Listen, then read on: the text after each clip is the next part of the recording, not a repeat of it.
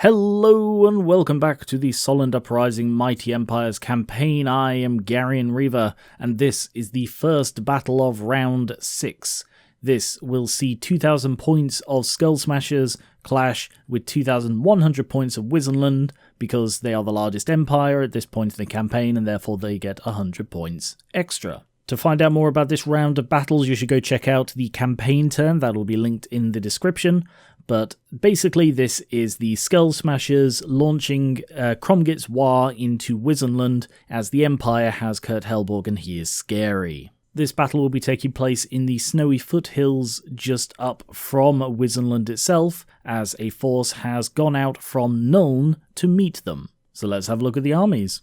Cromgit's Waaagh is being led by Cromgit Blackhand, who is currently the leader of the Skullsmasherz tribe. He is being supported by the banner bearer Waaagh, returning Shaman Ashud Foulfred, and then 3 goblin shamans, Gob 1, Gob 2, and Gob 3. They are planning to dominate the magic phase.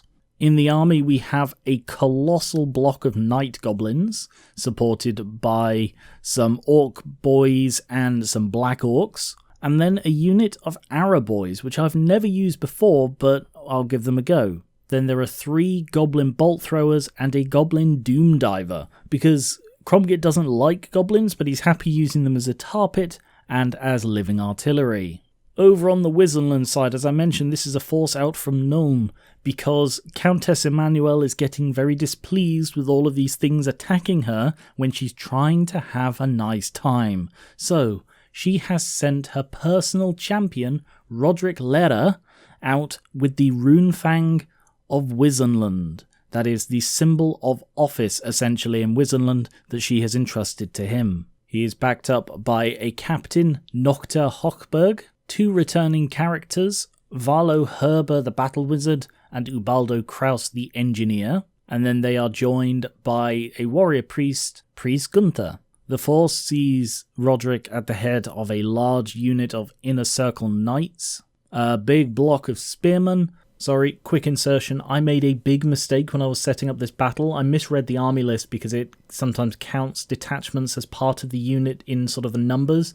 So the army list read 55 spearmen, but it meant 35 spearmen and 20 handgunners. So I have a unit of 55 spearmen and 2 units of 10 handgunners. So apologies, I don't catch it in the video. I will deal with it later. 3 units of handgunners, 2 of which are detachments of the spearmen, some swordsmen, and then a range of artillery. And the plan here is to have the spearmen, because I realised, I can't believe it's taken me this long to realise, I've been using spearmen wrong. Spearmen should always receive a charge. So I'm going to position the spearmen so that they can, detachments to counterfire, and swordsmen and knights to move in and beat down whatever gets stuck against the spearmen. As we're fighting in the foothills up from Wissenland, it is kind of snowy here, but that doesn't make a difference. It is 5 things of mysterious woods, and then a scree slope in the middle. And the scree slope, it's, looking at this thing, it is traversable, I've decided, because it is a scree slope. However, it's mostly there to block line of sight. Keen-eyed viewers will notice that things are a bit different up here. It's because I'm constantly trying to improve the setup I have here, like with the colours on the bases and stuff. So we have a variety of new rollers that should make it easier to roll these things quickly and easily. We have new flee, combat resolution, and cannon markers, which will be useful. The new turn indicator. And over here we only have the 1 dice roller, because I can use this for things that do not have a target. So hopefully we will see all of that in use.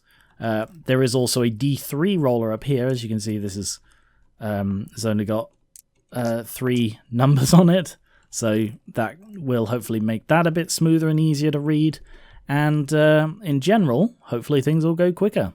As the board is pretty balanced, I would say, I'm not going to bother rolling for sides, I'm just going to leave them where they are. However, we do have to roll for who goes first. So, we've got red for Wissenland, and green for the blue for the Skullsmasherz. So the Skullsmasherz are going to deploy first.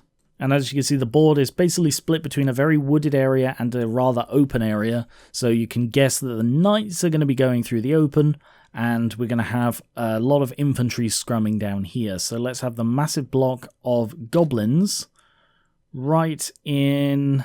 right in the middle of this. We want them to be the main focus of all of this. So these guys have netters, which will come in later. Oh yeah, sorry, I need to do the spells, don't I? The three God Brothers are going to be using the lore of the Little Waaagh, whereas Ashud is using the lore of the Big Waaagh, because they don't really get a choice in any of this. May as well do Ashud first. So he is a 2nd level wizard. His first one is Edbutt. There are only 2 spellcasters on this side. Turns out they didn't actually go that heavily into magic. There's Valo, who is with the handgunners, and then there is Priest Gunter, who is in with the spearmen. Edbutt probably isn't that useful, so I will swap that for Gaze of Mork, which is the signature. And his second spell is Here We Go. Targets all orcs within range. Reroll hits in combat. Yeah, that's fine. I'll take that. Well, I mean, I have to, but I will. And then we have the 3 Gob Brothers. I will start with Gob 3. They are, let's see, 3 and 1 are both independent, whereas... Where is he? Gob 2 is in with the Night Goblins. So actually, I may change that depending on the spells they get. Let's do Gob 3 first. Vindictive Glare, Magic Missile. Yeah, that's a good one. What's the signature? Is Sneaky Stabbing, Armor Piercing. Okay. And Gob 3's second spell is Itchy Nuisance, Hex. Yeah, that's fine. Gob 1, we've got Gorkle Fixit, a Hex. Yeah, that's fine. And his second spell is Vindictive Glare. So, as we have already had that, I can now pick any spell from the lore. I think I'll give him Gift of the Spider God, because that's one that he can do without needing to be in combat. And this way he can sort of lurk behind, he won't need line of sight for any magic missiles or anything, and yeah, you can do some augmenting and hexing. And then finally, Gob 2, Night Shroud, that's a really good one because it affects the unit he's with. And then the final one, Gorkle Fixit, is a duplicate, and I know exactly what I want him to have. I want him to have, oh, there it is, right on top, Curse of the Bad Moon, which is a magical vortex, and can be cast from inside a unit as long as you're just going forwards. So pretty much brilliant for him to have. Gunther gets all 3 of the battle prayers, but Valo Herber gets 2 of these as he is a 2nd level Lore of Heavens wizard. So his first one, Chain Lightning, that is pretty good, I'll take that. And then his second one is Harmonic Convergence. That isn't the most useful. Ice Shard, yeah, I think I'll go with Ice Shard instead.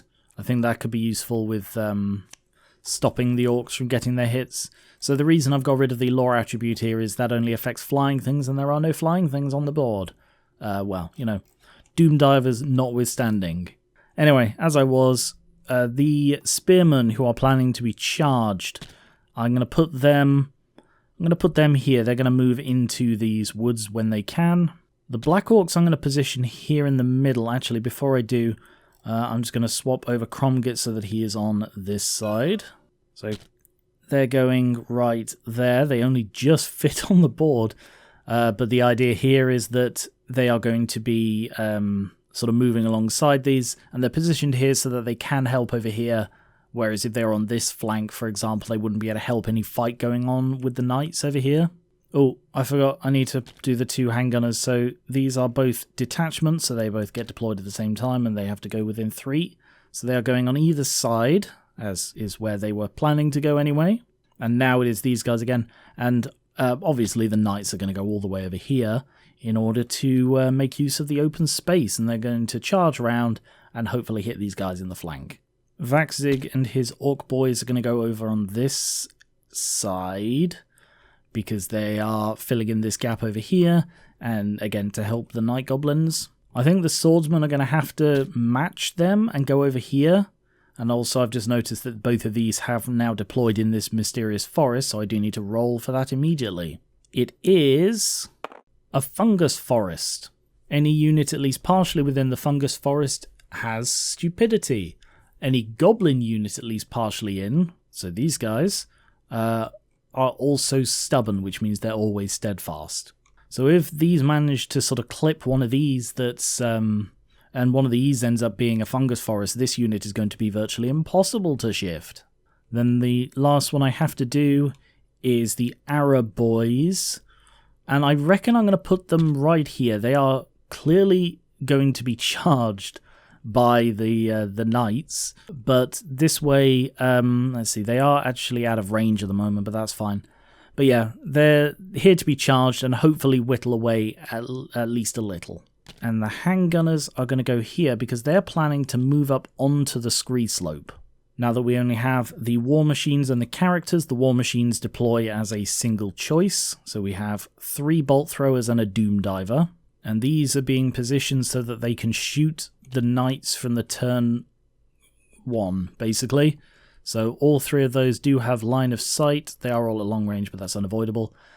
Because you see, the lesson I learned with the bolt throwers is that they are terrible. They're incredibly cheap. It's 35 points for one of these. So, like, you can also, I think, pick, like, either 4 or 6 per slot. So the idea is you do take lots of them. So, yeah, I've got 3 of them, and hopefully they'll take out some of the knights. And then the Doom Diver is a bit taller. So hopefully we'll be able to... Can it see over the goblins? You aim from, like, the firing point. So yeah, I'd say that can see over the goblins. Even if it ends up blind firing. Which, let me just check if that's the thing. Yes, it is. War machines, specifically stone throwers, can fire indirectly. Which I believe the Doom Diver counts at. Yeah, it counts as a stone thrower. So that can fire indirectly from behind here, even if it doesn't have line of sight, which I would say at the moment it does. Final thing on this side are the 3 war machines, including a rocket battery. Let's see, these need to go somewhere careful, because this scree slope is going to play havoc with aiming. So let's have the mortar, which is also a stone thrower, there. I'm going to try firing that indirectly. The cannon... The cannon I think I'm going to put here, so that when these guys move out of the way, it can fire to either side. And the rocket battery also counts as a stone thrower, but it is also a bit taller than everything else, so I think that can fire over the top, or can see over the top. And I'll put Ubaldo there, so that he is within... Oh, hang on. Measuring to center. So that he is within 3 inches of both of these and therefore can help either of them, so as he so chooses. And then the final deployment are the remaining characters. There's Ashud, who has a magic missile, so he's got to go somewhere where he can use that. I should have thought about that earlier. He's going to have to go here. And then there is Free and 1. 1 has augments and hexes, so he's going to go just behind the line there. Free... He's going to go over here with Ashud. No, change that. He's going to go over on this side. He's going to stay out of trouble a bit. And there we go. So because technically Wissenland did finish deploying first, the red dice gets +1 to who gets the first turn, which they needed. So Wissenland decides who gets the first turn, and they are going to give it to the orcs. So Skullsmasherz Turn 1. No charges, obviously, on the first turn, but the Arab boys are going to move a little bit forward. Are the back ones in range now? Not quite. A little bit further. Little tiny bit further. And is this one in range as well? Nope. Little bit further. Alright, rotate 1. It's actually really hard to just get them all in range. I'm just going to move them like, I don't know, if 2.7 is how much that was out. That's within. That's within. Okay, yep. So they have now moved essentially the minimum they needed to in order to get all within range, long range, but they are going to be shooting. Oh, I've just noticed these guys are in this mysterious forest as well. So we have to roll for that. That is 3. A blood forest. Now that is a really, really bad place to have a spell, well, 2 spellcasters right next to it. Because if a spell is cast at or by a model in a blood forest, then all units within it take a load of hits, and then the forest walks away. Anyway, the goblins are moving up 4 inches. Oh, they don't want to be in that forest because they've got a bloody shaman in their mob. I don't know how far they move there. Wasn't paying attention. Yeah, I'm going to say that's 4 inches because they move slightly to the side as well. Yep, so that's about 4 inches. So then they're not in either forest. The boys are going to, with Waaagh, are going to brave this one. So they're going to move up 4 as well, which puts them just inside this mysterious forest, which is... It is a fungal forest. So that... It means that if the night goblins can just sit partially in this, they don't even need to be majoritily in it, then they are stubborn. Oh, damn, sorry, I forgot to test for animosity, the biggest thing in the orc army. So affected by animosity, I believe, is the boys, the night goblins, and the arrows. So going top to bottom, the boys, they fail on a 1. They don't fail. The goblins... They don't fail, and the arrows, they don't fail. Alright, everyone's good. Because Black Orcs are immune to animosity, and they're going to move 4 inches up as well. They would march if they could, but they don't want to march through a forest. Goblin is going to move up to there, and Ashud is suddenly now terrified of this forest, so he's just going to move over this way, so that he's not directly next to it. And Godfrey is going to keep up on this flank as well. Magic. 5. 4 spellcasters on this side, but this dice roller can only roll 3 at a time, so I'm going to have to roll 3 and then 1. So none. None. And then 2 on the Wissenland side. None. Let's go with a Curse of the Bad Moon, but I'm going to upcast it, use all 5 dice. Needs 25. Failed. Hang on. Oh, whoops. Sorry. All 3 of these gobs are level 1. So I've got to use the first spell they got. And I can't give them the second. So that's no Gift of the Spider God, no Curse of the Bad Moon, and no Itchy Nuisance.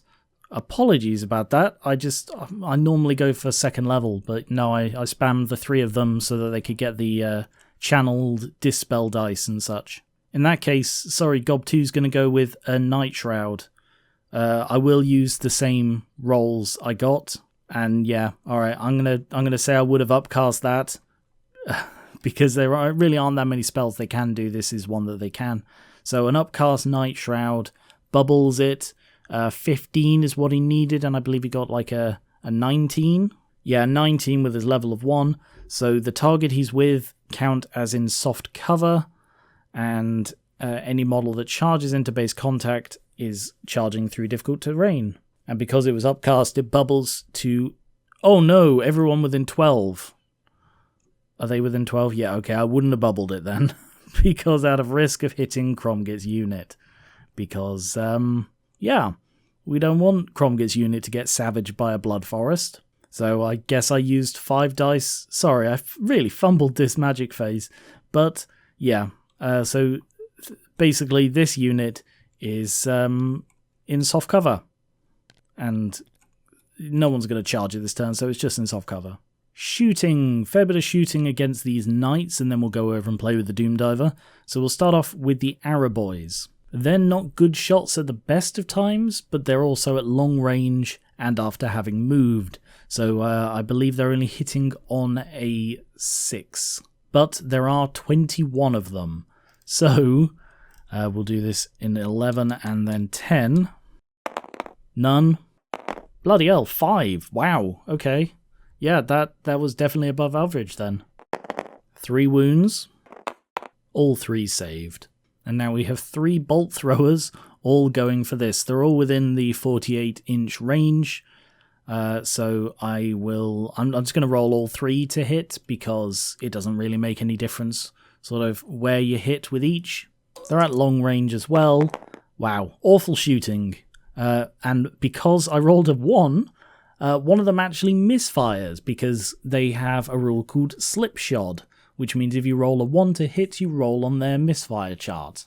And the result of that is disabled. The stone thrower, or in this case, bolt thrower, suffers a wound, no armor saves. It cannot fire this turn or in the next turn. So I suppose that's a reason to sort of do it. So that was the first one, so I'm going to go 1, 2, and 3. I don't know if that...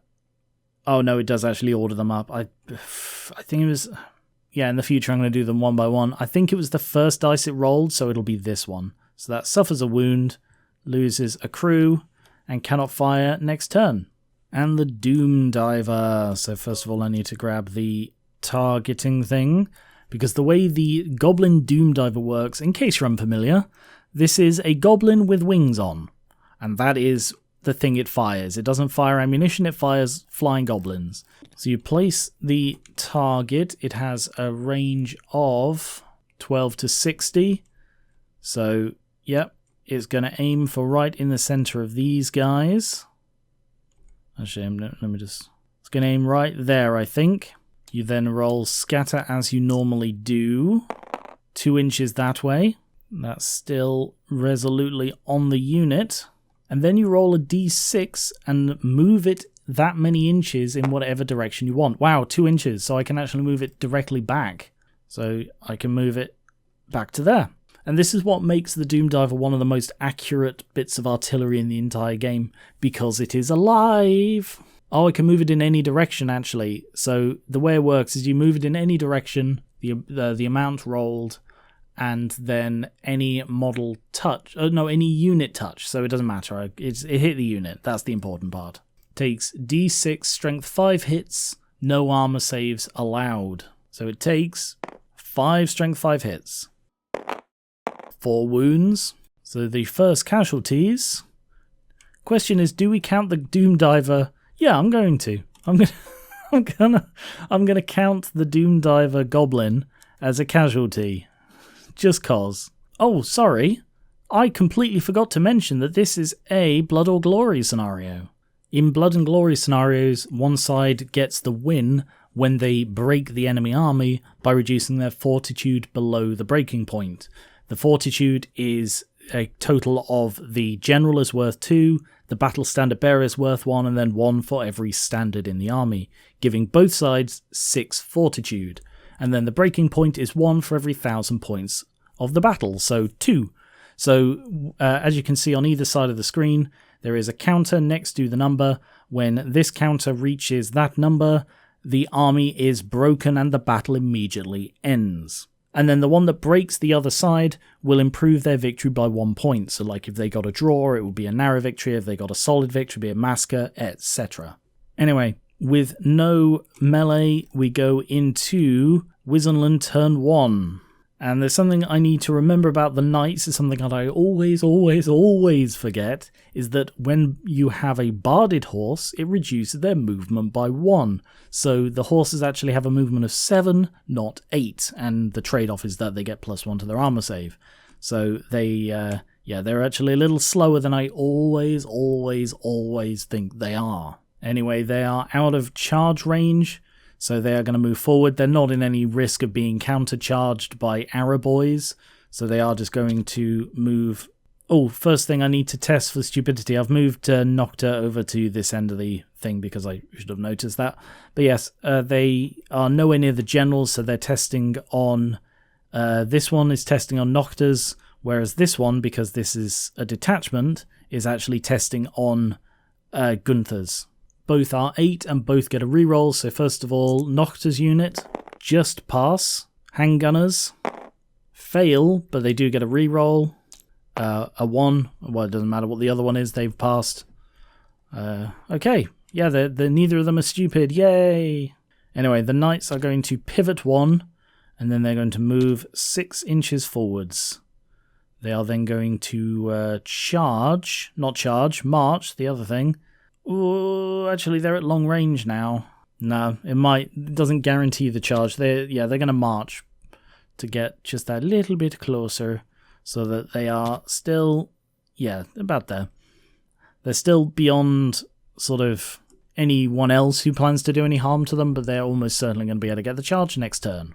The swordsmen are going to move up this way a bit and pivot because they are creating a bit of space and getting ready for a counter charge. The spearmen want to get into this forest if they can, because then being charged will be dangerous terrain. So they are going to move forward 4 inches. But they don't want to march into the forest because then they'll be in dangerous terrain. The handgunners are going to stay where they are for now. Oh, yeah, they're going to stay where they are for now because they can shoot. These ones, however, oh no, they're also going to stay where they are. They've got the orcs that they can shoot. These ones, they are going to move and then march up to the edge of this. Can I get a... No, they can't get any closer. So they're marching to the edge of this because they're planning on climbing the scree slope. Magic, 8. Channeling for the orcs, nothing. Channeling for Wissenland, nothing. Direct damage spells, such as Chain Lightning, do not need line of sight as long as the target is in the front arc. So, yep, Herbert is going to be doing a Chain Lightning on the Black Orcs. And I've just noticed their base is wobbling. It really isn't like the Blood Forest. It's nervous. Yeah, I'd be nervous too, because being hit by magic while in the Blood Forest is really bad for you. But he's gonna do it anyway. I think he's gonna use 6. And I'm probably gonna have to bring back the other dice roller, because rolling 6 dice is actually quite awkward on all of these. With his level, that is 25. They're gonna use 5 to try and dispel.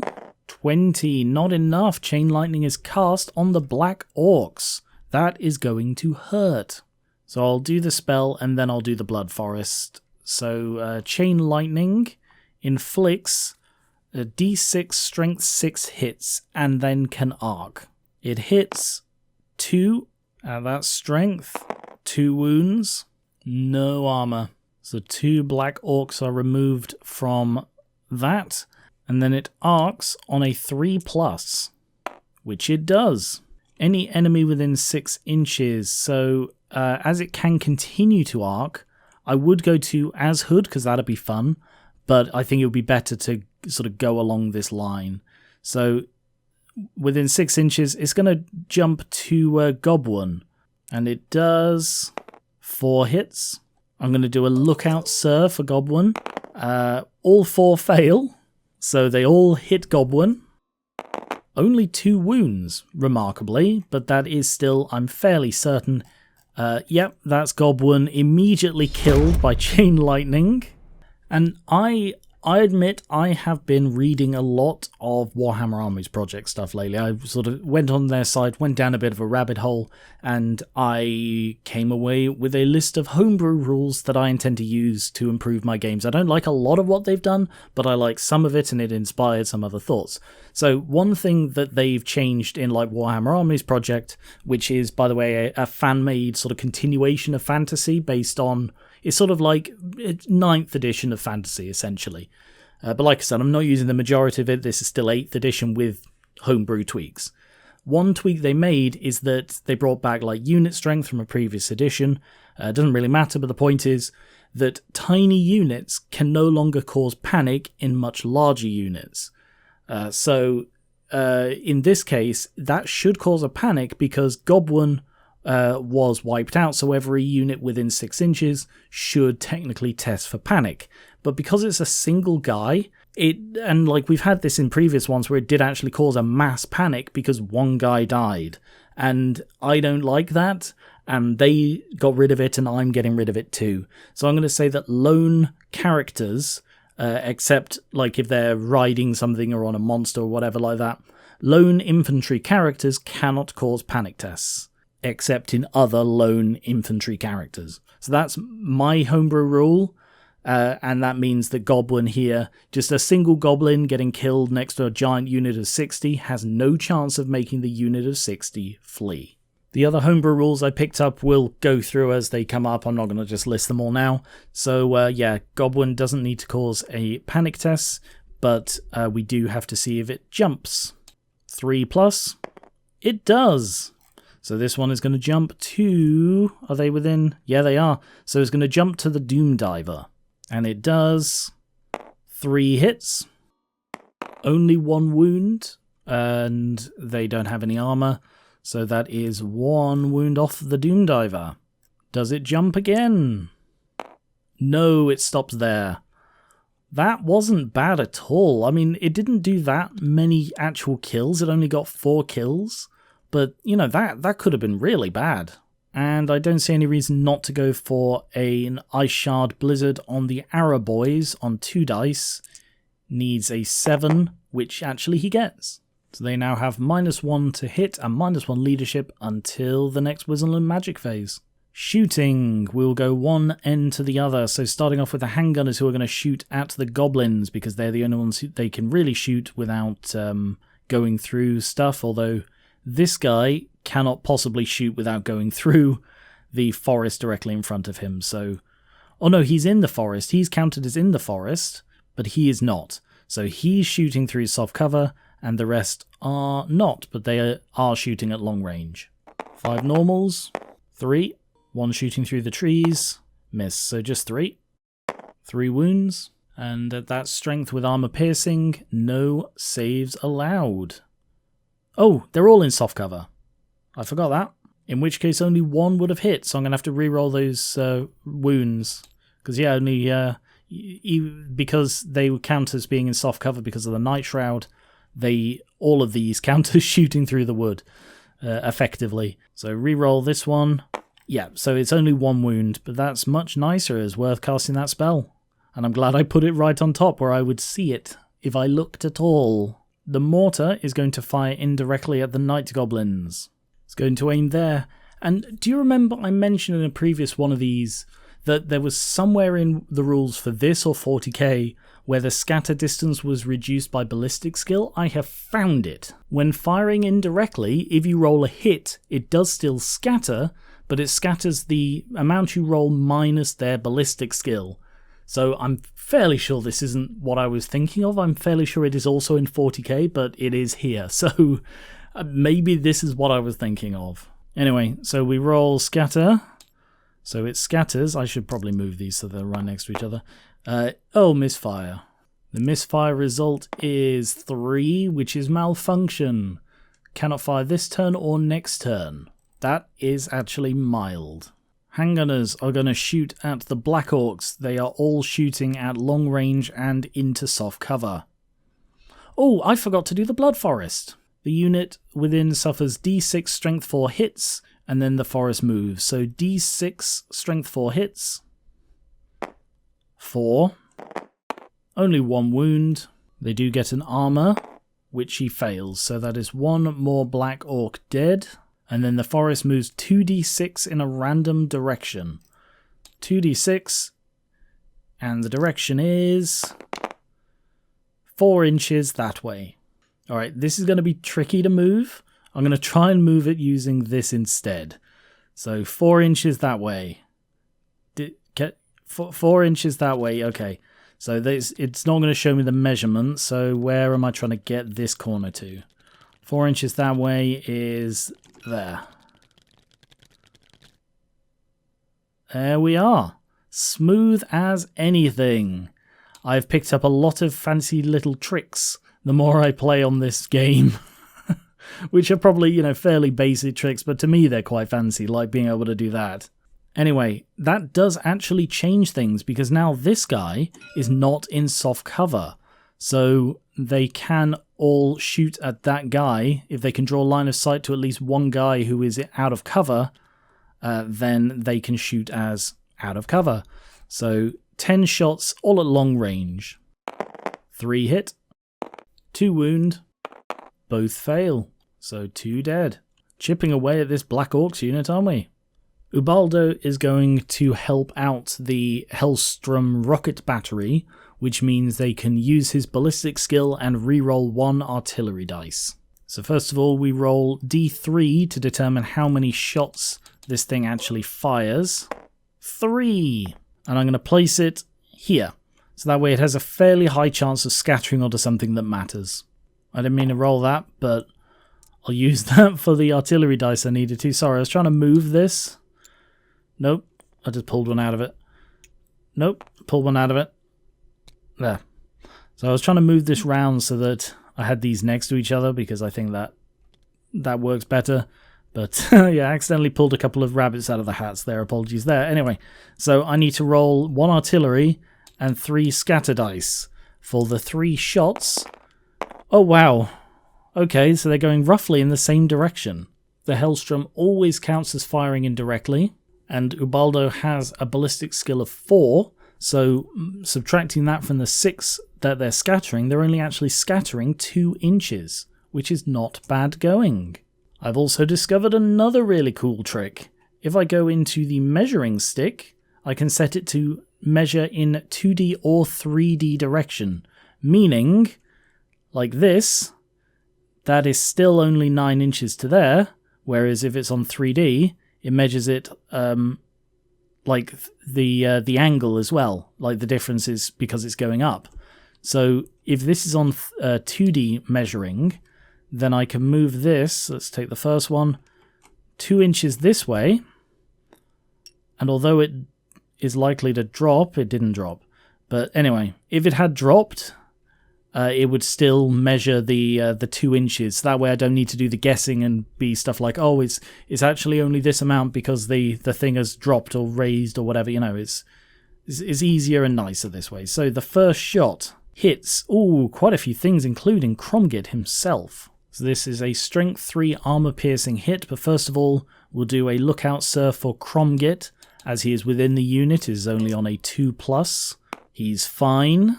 By my count, that hits 6 Black Orcs and 4 Goblins. On the Black Orcs, 0 wounds whatsoever. 3 wounds on Goblins. And at that, because of the it is armor piercing, they get no saves. Next is this one. I don't know why there's a second set of scatter dice there. Did I put them there? Did I accidentally copy and paste them? I think I did. Alright, this one is going a bit more forwards. 2 inches to there. Look out, sir, for Cromgit. Saved, just. 8 Black Orcs and 3 Goblins. 3 wounds on the Black Orcs. 2 past their armor, only 1 dead. 3 wounds on Goblins, no armor. That dice has vanished. There was a scatter dice there a second ago.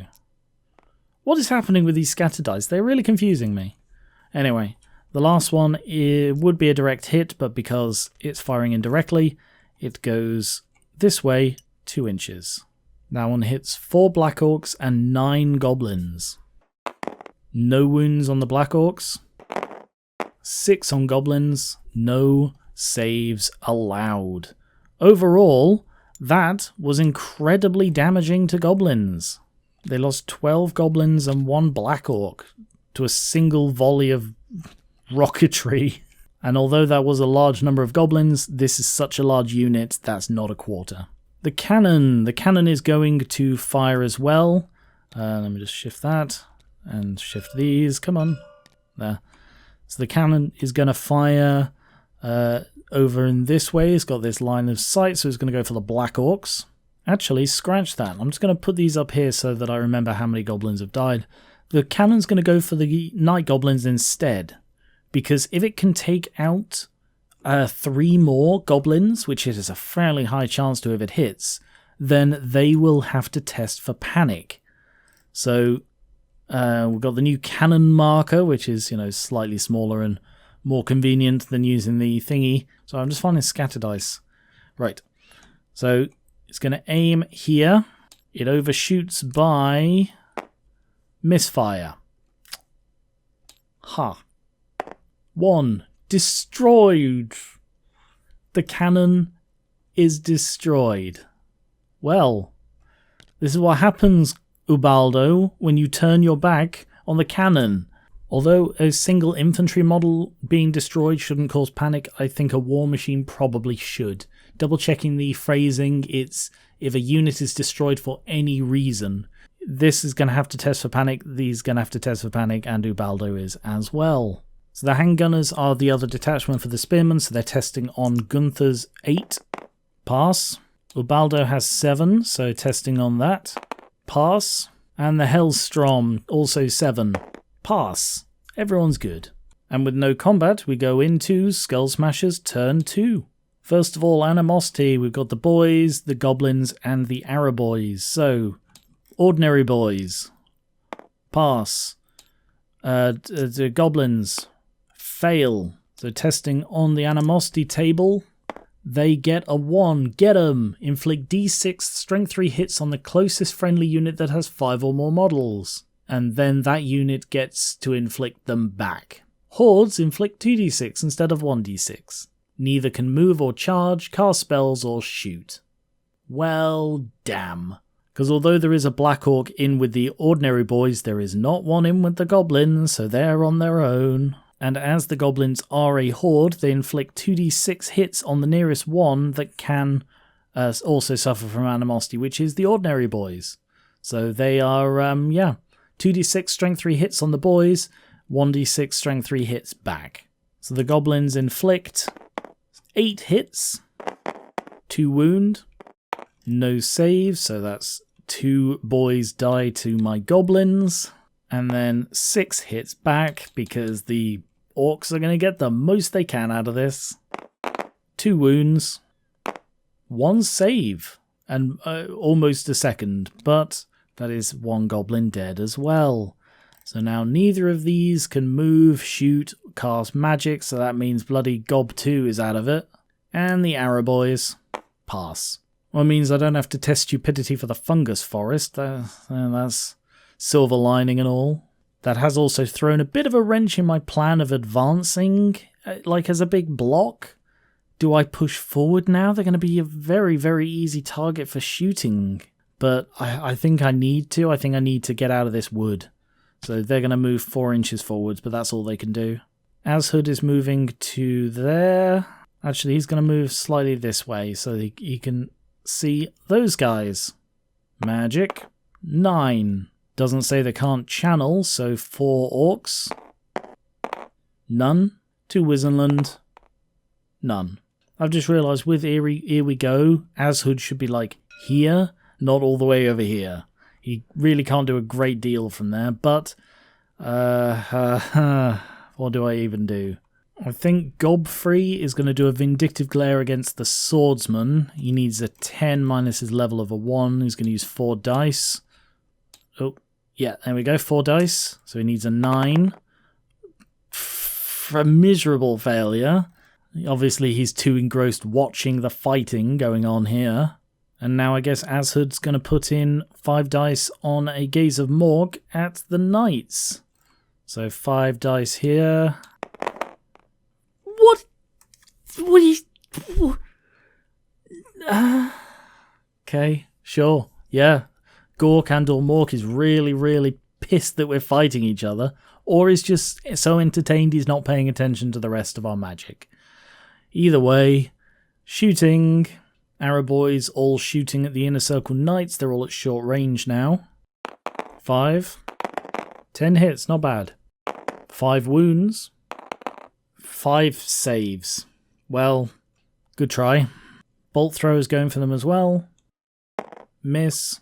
This one can also just see them past it. Like, even if we go from the middle of the unit, it can just about clip them. Hit. So the way bolt throwers work, I don't actually use them that often. Because the bolt thrower is in the front arc of the unit it's shooting at, it sort of hits the front arc, even though like I could only see basically this guy. But yeah, it hits the front one, and then it has a chance to spear through. So it starts off at the strength 6 that it fires with, and then if it kills the front guy, it goes on and hits the second one at strength 5, strength 4, strength 3. Until it fails to kill. It's also worth noting that it ignores armor. Strength 6 shot. Wound. Strength 5 shot. Failed. Wow. Good job, you got 1 kill. That... Whatever. Take what you get, you know? Doom Diver, I'd say, has got 1 more turn where it can see over the top of things. So it's going to aim... Gonna aim there. It scatters 10 inches that way, and I can reduce that by 1. So 9 inches. And I'm fairly sure that is going to miss... Oh no, maybe not. So 9 inches this way. Yeah, it is. So it just lands in the trees, and you just hear, ah, splat. And with no combat, we go into Wissenland Turn 2. First of all, we test stupidity for the 2 units in the fungus forest. So swordsman first, testing on 8. Fail, but they do get the reroll. Oop, I only rolled 1. and 5, and fail again. So they are stupid this turn. They stumble d6 inches forwards, which is 3. As things go, that isn't a million miles away from what I was actually planning to do with them, but the terrain has messed with the base. I'll deal with that later. And then the handgunners, also testing on an 8 because they can use their detachment, they pass. So they are not stupid. Over here, the knights are within the minimum charge distance. The movement of 7 and 2 inches is the minimum roll. So they are just going to crash straight into the Araboys. And this is going to cause impact hits, which I will come back to later. But the Araboys are probably dead. At this point, Valo is going to detach from the unit of handgunners. And he's going to stay there as the handgunners climb the scree slope. So actually, I'm going to have to set this to 3D movement because they are actually going up at this point. So they are going 4 inches to However, they cannot march because they're on a scree slope and that would cause dangerous terrain, and there are only 10 of them. I think everyone else is going to stay where they are because I think the spearmen are in a good position here to shoot and get charged through a wood. Magic. 8. With the death of Gob 1, we're only rolling 3 for the orcs channeling, none. 2 for Wissenland, 1. Oh, Ashud. Ashud, you wandered away from the unit. That was a bad idea when there's someone who can use chain lightning right around the scree slope. I can't remember if this dice roller totals the result, so let's find out. It does, 16. Wow, that makes things so much easier. I'm definitely going to use one of these for my spellcasting in the future. Yeah, 16 plus his level, that's 2. So that is cast. He needed 15. Ashud is going to panic and try and dispel with everything he's got, and not even close. I'm afraid Ashud gets struck by chain lightning. Awkwardly, Gob 1 was the one who was trusted with the Dispel Scroll. Like, of the 3 Goblin Shamans, the one with the Dispel Scroll is the only one to have died by this point. But then again, we're only in turn 2. Anyway, Ashud takes d6, strength 6 hits. 6? Oh, that's bad. He has no one within range. He needs to be within 3 inches to take cover with a unit. He is on his own. 5 wounds.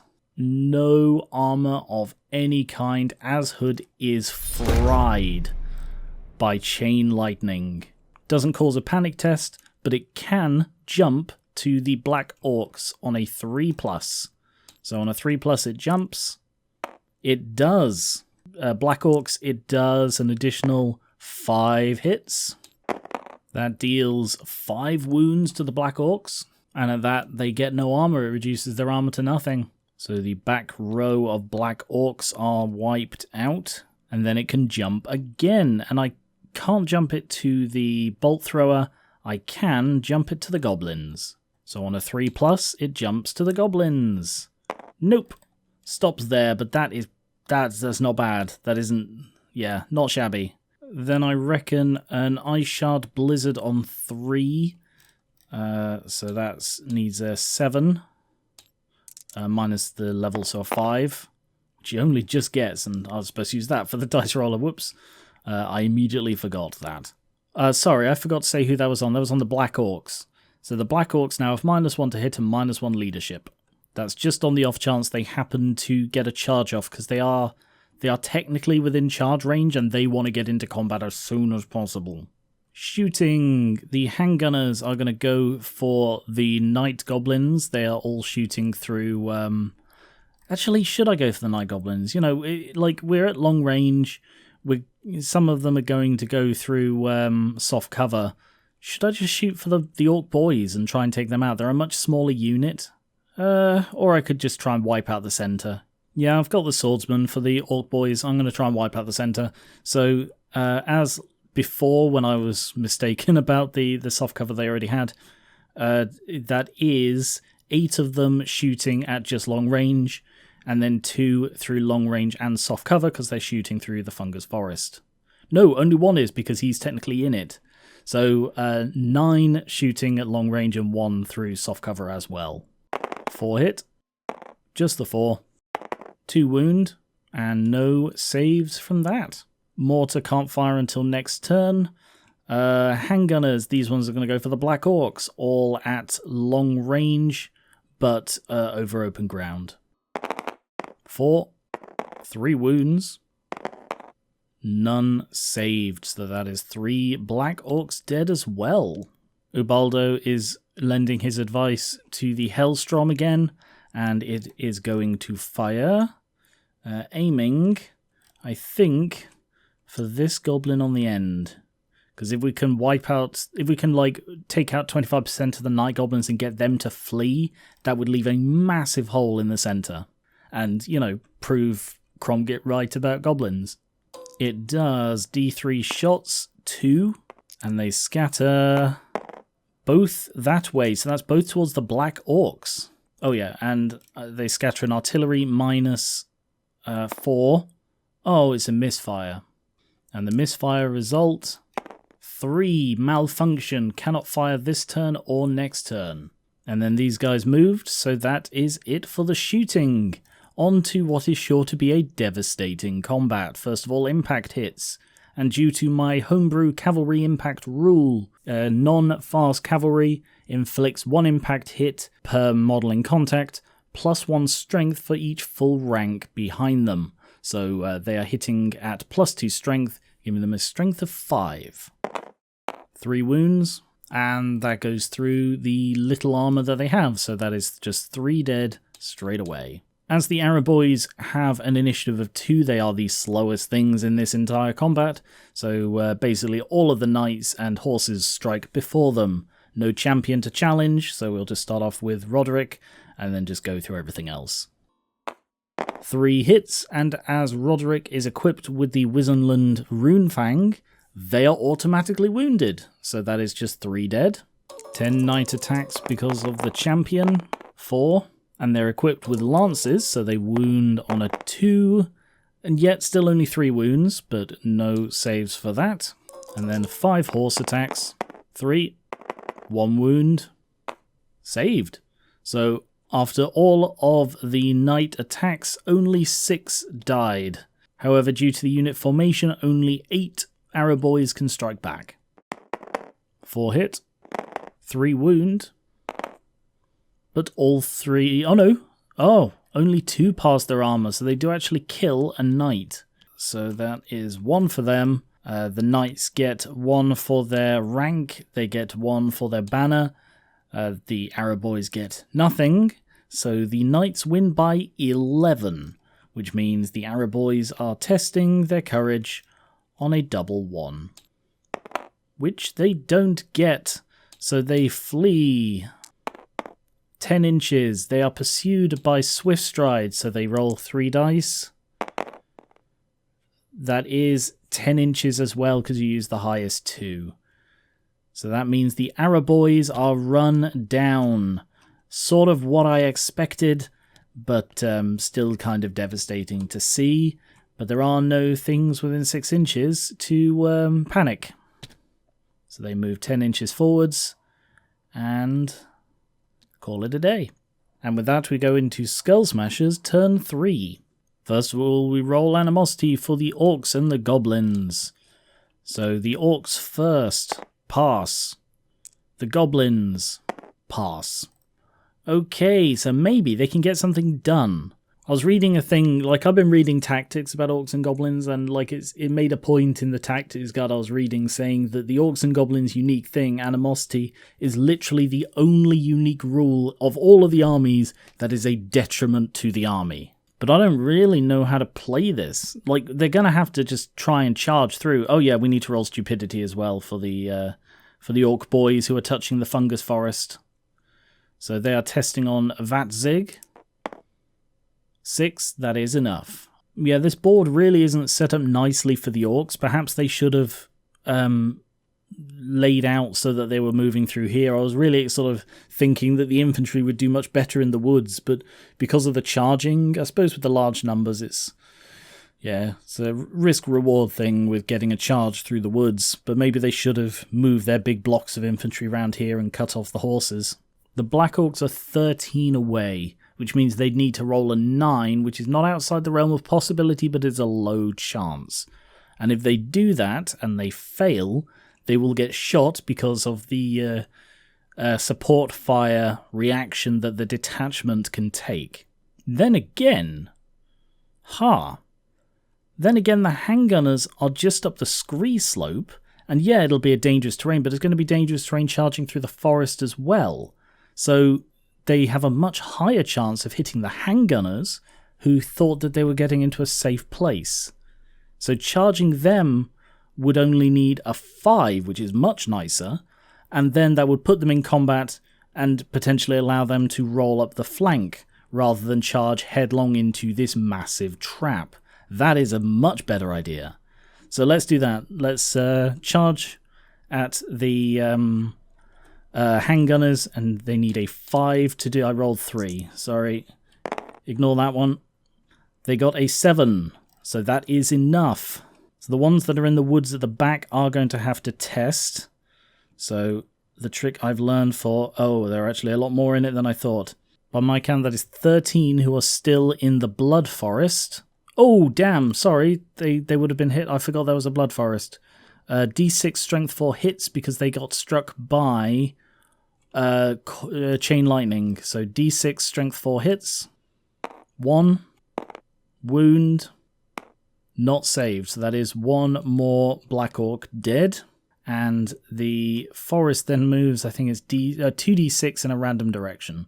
So it moves that way 3 inches to there. So let's see if I can quickly shift it over there. I can't. It was about here. Okay. So the forest has shifted. And that does actually mean that only one of them is still in it when they charge. So only one has to take the dangerous terrain for charging out of a forest, but then they are all going to have to take it as they charge up the scree slope. Blood Forest guy, safe. They are going to stand and shoot. I'm not sure that they even can. Can they even see them? Actually, that's a good question. Yeah, I think when they were here, hang on. Yeah, from there they can definitely see at least one handgunner because he's... Yeah, the front couple are at the top. The rest are sort of partially up. But yeah, they can easily see them up there, so they can charge. So who can actually see to shoot? I should have thought about charge reactions because it probably would have been a good idea for them to flee, but I've already said stand and shoot, so... And I know their charge range, so I can't game it and say, actually, they'd have fled and you can't redirect because they're out of range. Yeah, they're standing and shooting, sorry. And by my reckoning, only the front rank except this guy are actually on the top of the scree slope. And due to the way stand and shoot works, is as soon as they're within the maximum range of the shortest range weapon, they fire. So it doesn't matter that these ones can't see it. These 4 are going to fire immediately. So they are within short range, but they have a -1 for standing and shooting. That's still 3 hits. 3 wounds. No saves. So that is 3 Black Orcs dead just from standing and shooting. That is not bad. But that leaves Cromgit the champion and 21 Black Orcs all testing the scree slope. Cromgit. Ooh, just passed. Champion. Failed. 21 of their friends all pass. 2 fail. So the champion, why is it always the champion? The champion and 2 others fail to survive charging up the scree slope, but the rest make it up and make it into combat. So what are we doing here? I think we are going to be shuffling forwards. So the goblins are going to move 4 inches up and then hold. The boys are going to move 4 inches up and then hold. So now that the night goblins are at least partially in the fungus forest, they are steadfast forever. Well, you know, until they leave or die, which is equally likely. Gobfrey is going to move up to here so that he can see past the orcs. And these bolt throwers are going to try and do some work before they die. Magic. Bloody double 1. With Ashud dead, the orcs are only channeling 2. Nope. And channeling 2 for Wissenland. Nope. Quite a fun magic phase coming up. It's just going to have to be a Vindictive Glare. There's like nothing else. So both dice on that. He needs a total of 4, which he gets. And yeah, they can't dispel it. So they don't want to use... do they have a Dispel Scroll? No, they don't even have a Dispel Scroll. So they can't roll high enough on 1 dice. So Vindictive Glare gets through. I forgot to say who it was at. It will be at the Swordsman. 2d6, strength 3 hits. Bloody nice. 12. Decent chance of doing some damage here. 5. Only 1 save, so 4 swordsmen die from being glared at by a level 1 goblin. That would look nice on their tombstone. Shooting, and they're mostly shooting at the inner knights because they are a massive threat right now. Particularly as this flank of this unit is now completely open to being charged. So, all 3 bolt throwers are going to go for the inner circle knights, starting with this one and moving up. Hit.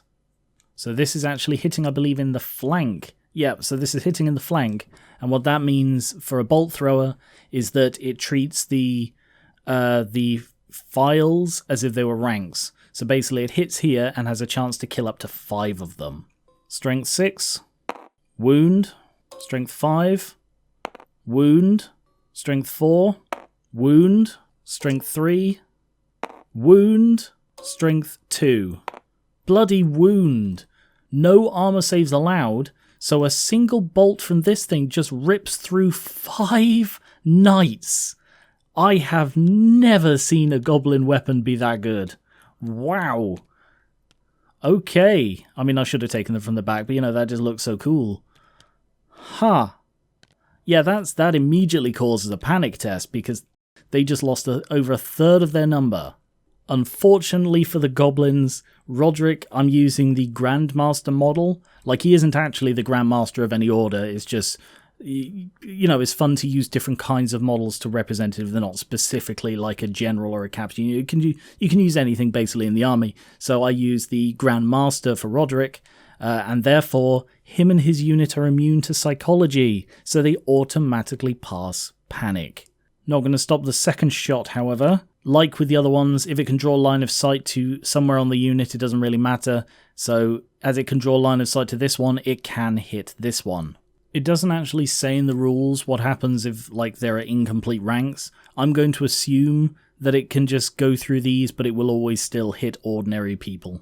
Because they're still higher than 5, and therefore Roderick is safe. So, to hit, it hits! Strength 6. Wound. Strength 5. Wound. Strength 4. Not a wound, so that's 2 kills. Oh, this unit is being shredded by goblin bolt throwers. And then the last one, because that was this one. This one here. The reason I shot with that one first was in case it wiped out the rank. That one doesn't actually have a line of sight on the front rank, but this one does. So that's why I did it in that particular order. And the last one misses, but still, 7 knight kills. The fact that it's a bolt thrower ignores armor saves, and these knights, armor is their massive, massive defense. So that was phenomenal. And now the Doom Diver. So we place the Doom Diver token. And where am I going to place it? I'm thinking right there. It scatters 6 inches. And normally it wouldn't scatter because it was a hit. However, it's indirect fire. I would say at this point they can't see where they're aiming. So it always scatters. So it goes 6 inches and then it can correct by d6 inches. So 1. So it goes 6 inches this way and then it can go 1 inch in any direction. 6 inches this way puts it here. So it can redirect by 1 inch, but it doesn't need to. Can't.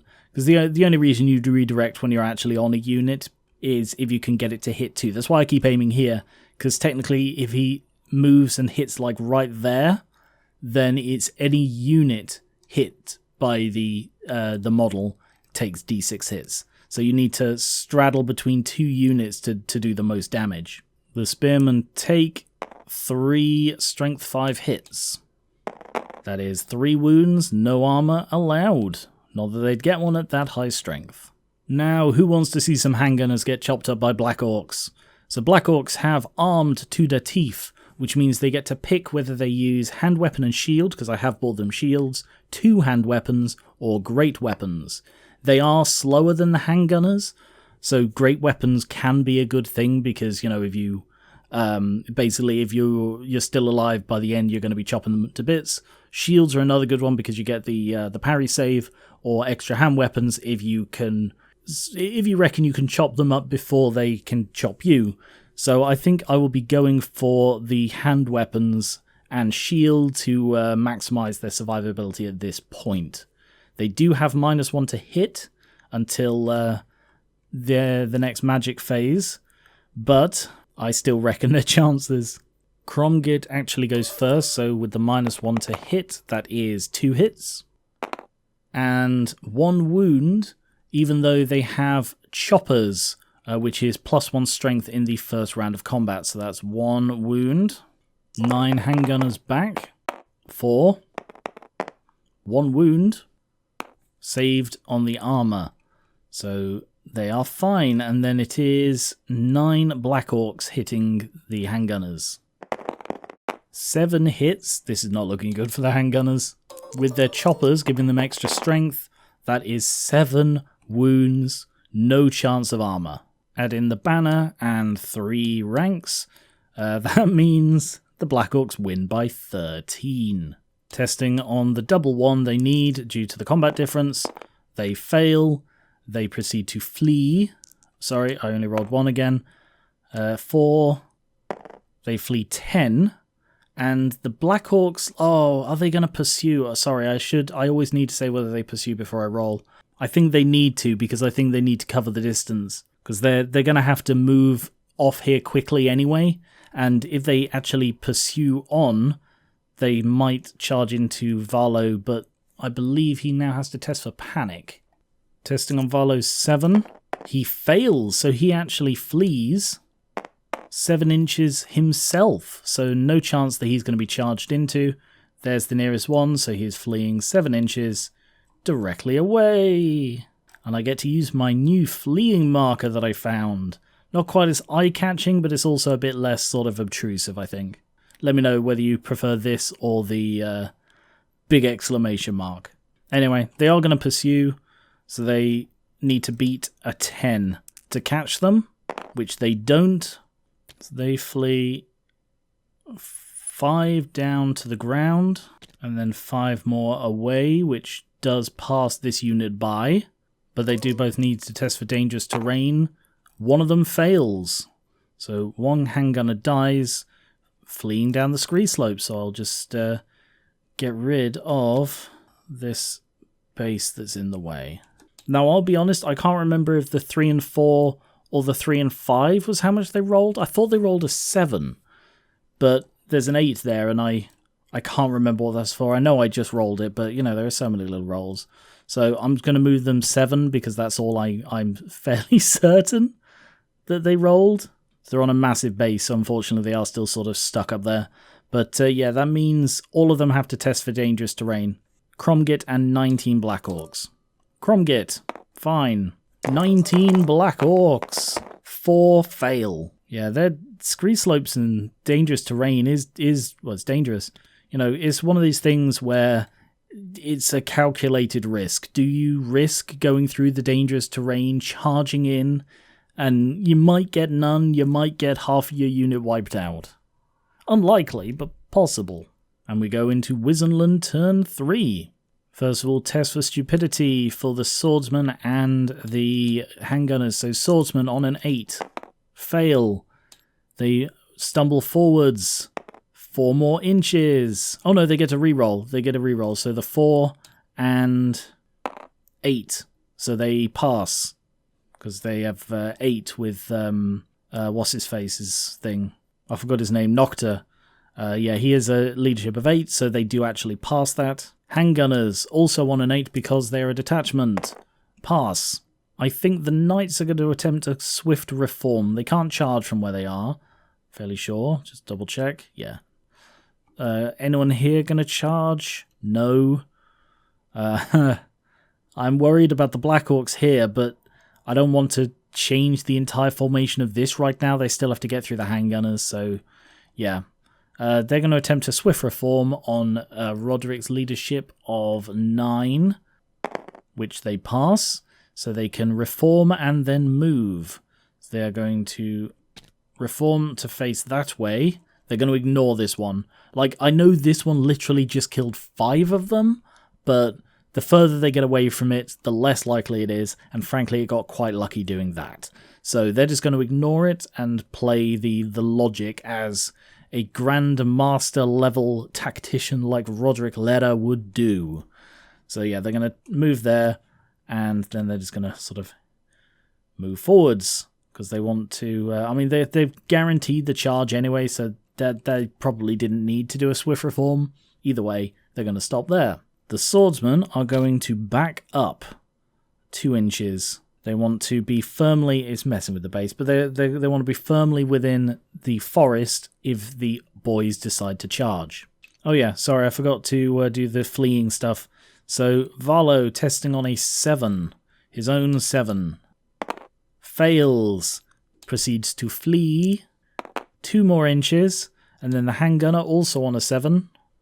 Fails and flees. Can go over here and start doing stuff. 5 inches, so Varlo goes 2 inches this way. Handgunner goes 5 inches this way.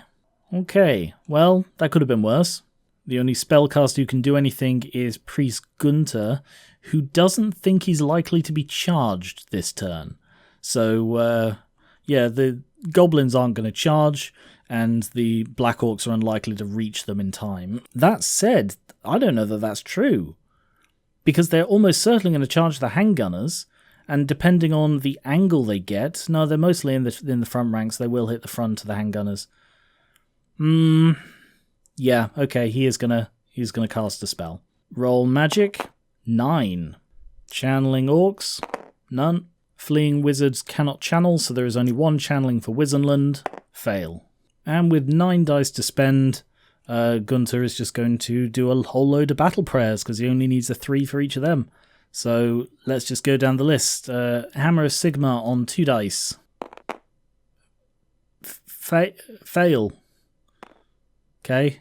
The plus side is, because battle prayers count as bound spells, even though a 2 would normally be broken concentration, a wizard wouldn't be able to cast spells for the rest of the turn.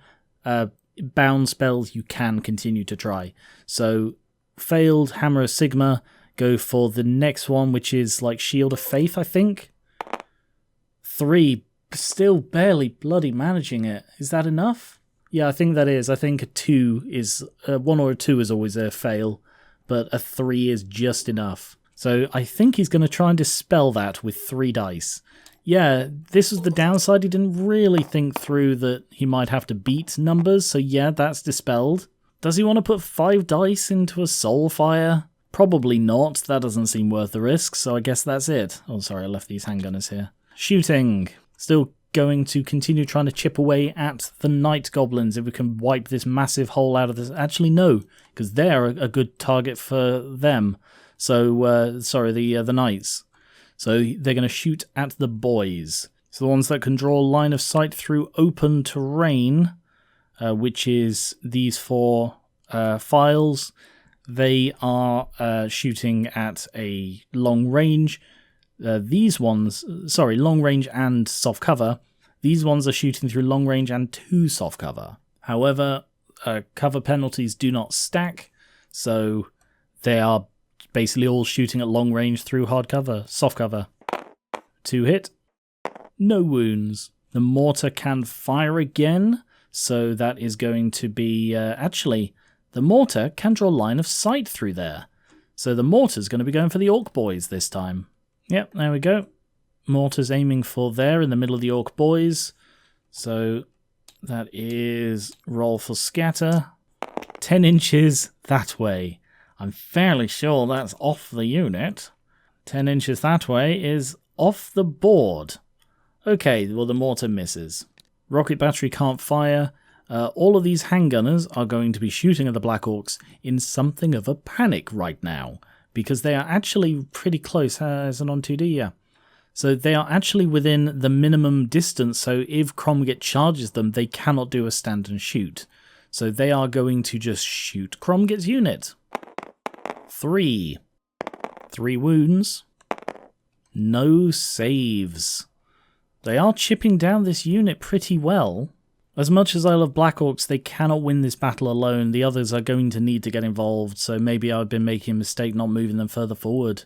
Unfortunately, although Ubaldo didn't help the rocket battery this time, he doesn't have a ranged weapon of his own. You can buy them, stuff like the long rifle he's wielding in the model, but I didn't because I've literally never used them. Like, I think I've previously used pigeon bombs, but they were terrible, so I didn't bother buying him any guns. And with no combat, we go into Skullsmasherz Turn 4. Things are about to get bloody here. First of all, Animosity, Orc Boys, and Night Goblins, so we'll start with the Orc Boys.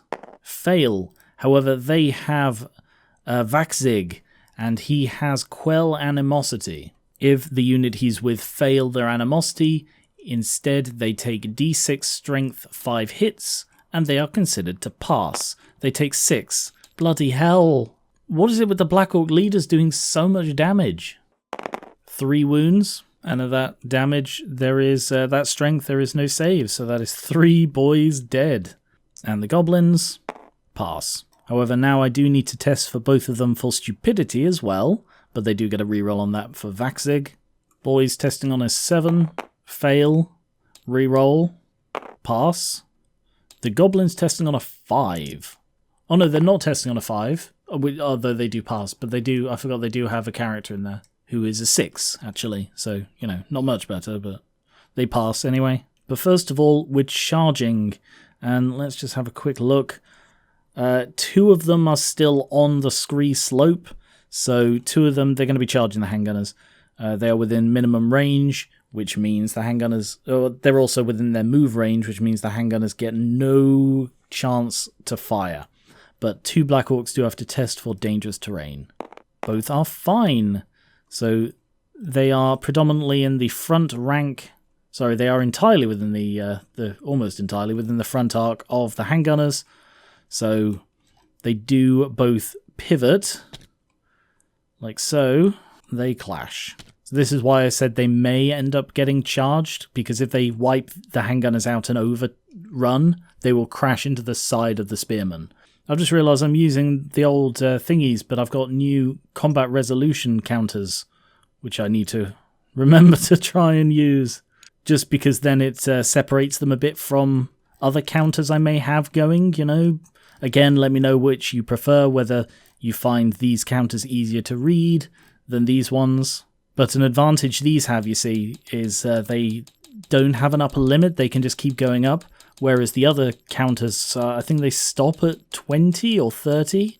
So, you know, it's just a little thing, that a way that these are slightly better. Yeah, alright, if we're going to have the Black Orcs crashing into the side of the spearmen, we are going to have to start shifting. So these guys are going to move 4 inches this way. They are still moving predominantly forwards. And then the boys are also just going to move 4 inches forwards as well. Neither can march because they are surrounded by woods. But now we are within charging range, especially if they do want to try and reform to face the Black Orcs head on. Which they're probably going to need to, because otherwise they're going to have a very hard time in this fight.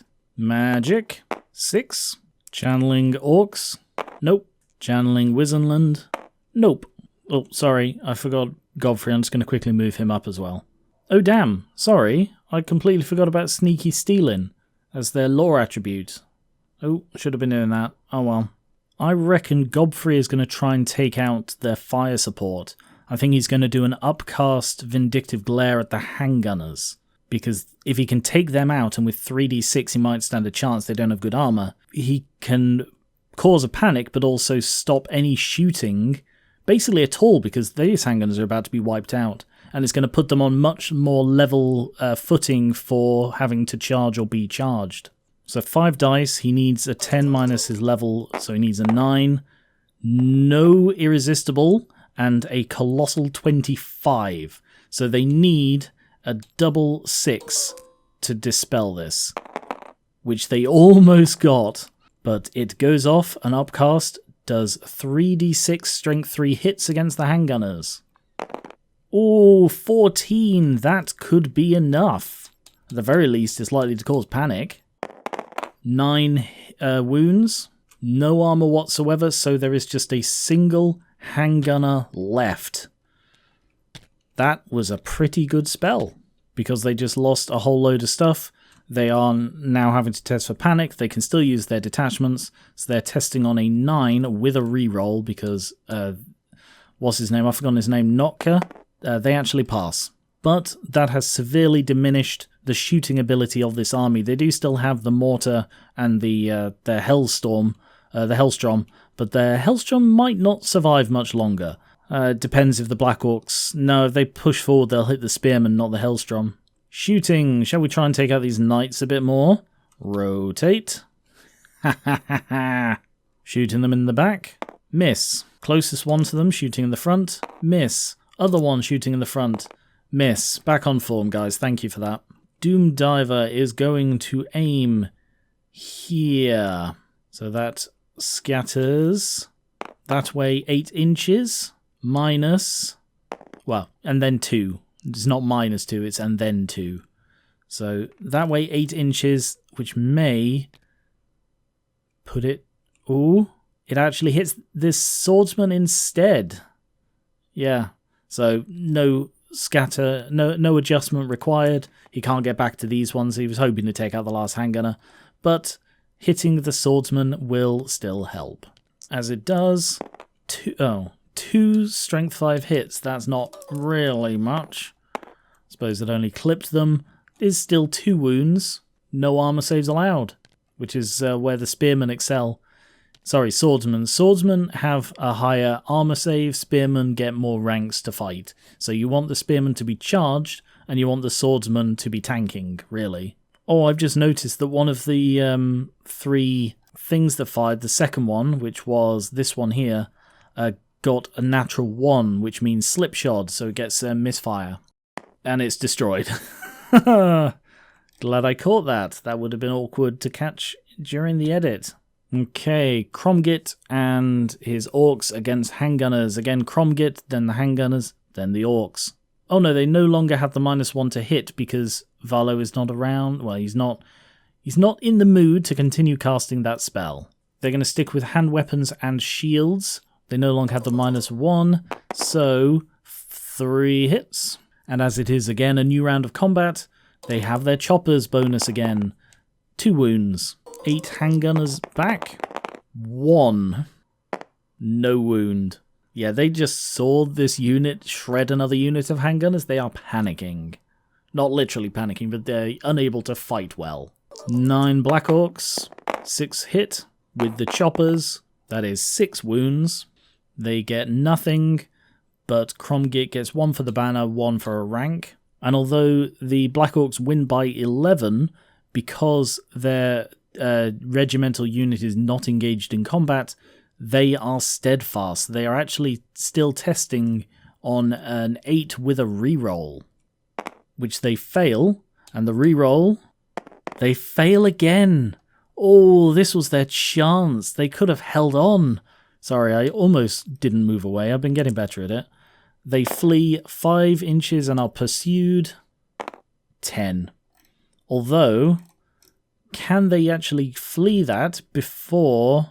Sorry, can they catch them before they hit something else? So they flee 5, but no, they are going to escape because the unit pursuing them is... And they didn't flee through anything. The unit pursuing them moves up and hits this instead, so immediately turns and hits that. So they are now... this unit is now in combat with the Black Orcs in the flank. And we'll do that next round. So they actually do get away despite being sort of the roll catching them. I'd say that was a pretty good maneuver. They managed to completely evade this whole trap by just swinging round and smashing through the weaker part of it. That was a good move. Now, if only the rest of the army can keep up with it, Cromgit may have a chance here. As we go into Wissenland Turn 4. First of all, stupidity for the swordsman, testing on an 8 with a reroll. They are fine. Now we test the 3 fleeing units, the handgunners, who are still within range, so they can use their detachment's leadership. So they are testing on an 8 as well. They pass, so they reform. There is Valo, on a 7, he reforms. And there is the handgunners who are testing on a double 1 because they are reduced down to 25%. Actually, bearing that in mind, these two would need double 1. Doesn't matter if they're within range of their detachment. They're regimental units. They can still use their leadership, but they'd still need a double 1 because they are also reduced that low. So both the... did I roll too many? Yeah, both of these do need to roll for flight distance. So the top one flees 4, and the lower one flees 5. So 4 inches this way, and 5 inches this way. Still just on the board. But Valo recovers. Suddenly the Empire are feeling a bit boxed in. They do still have these protective barriers stopping them from being easily charged. But they have been hit in the flank, and the swordsmen don't really know what to do.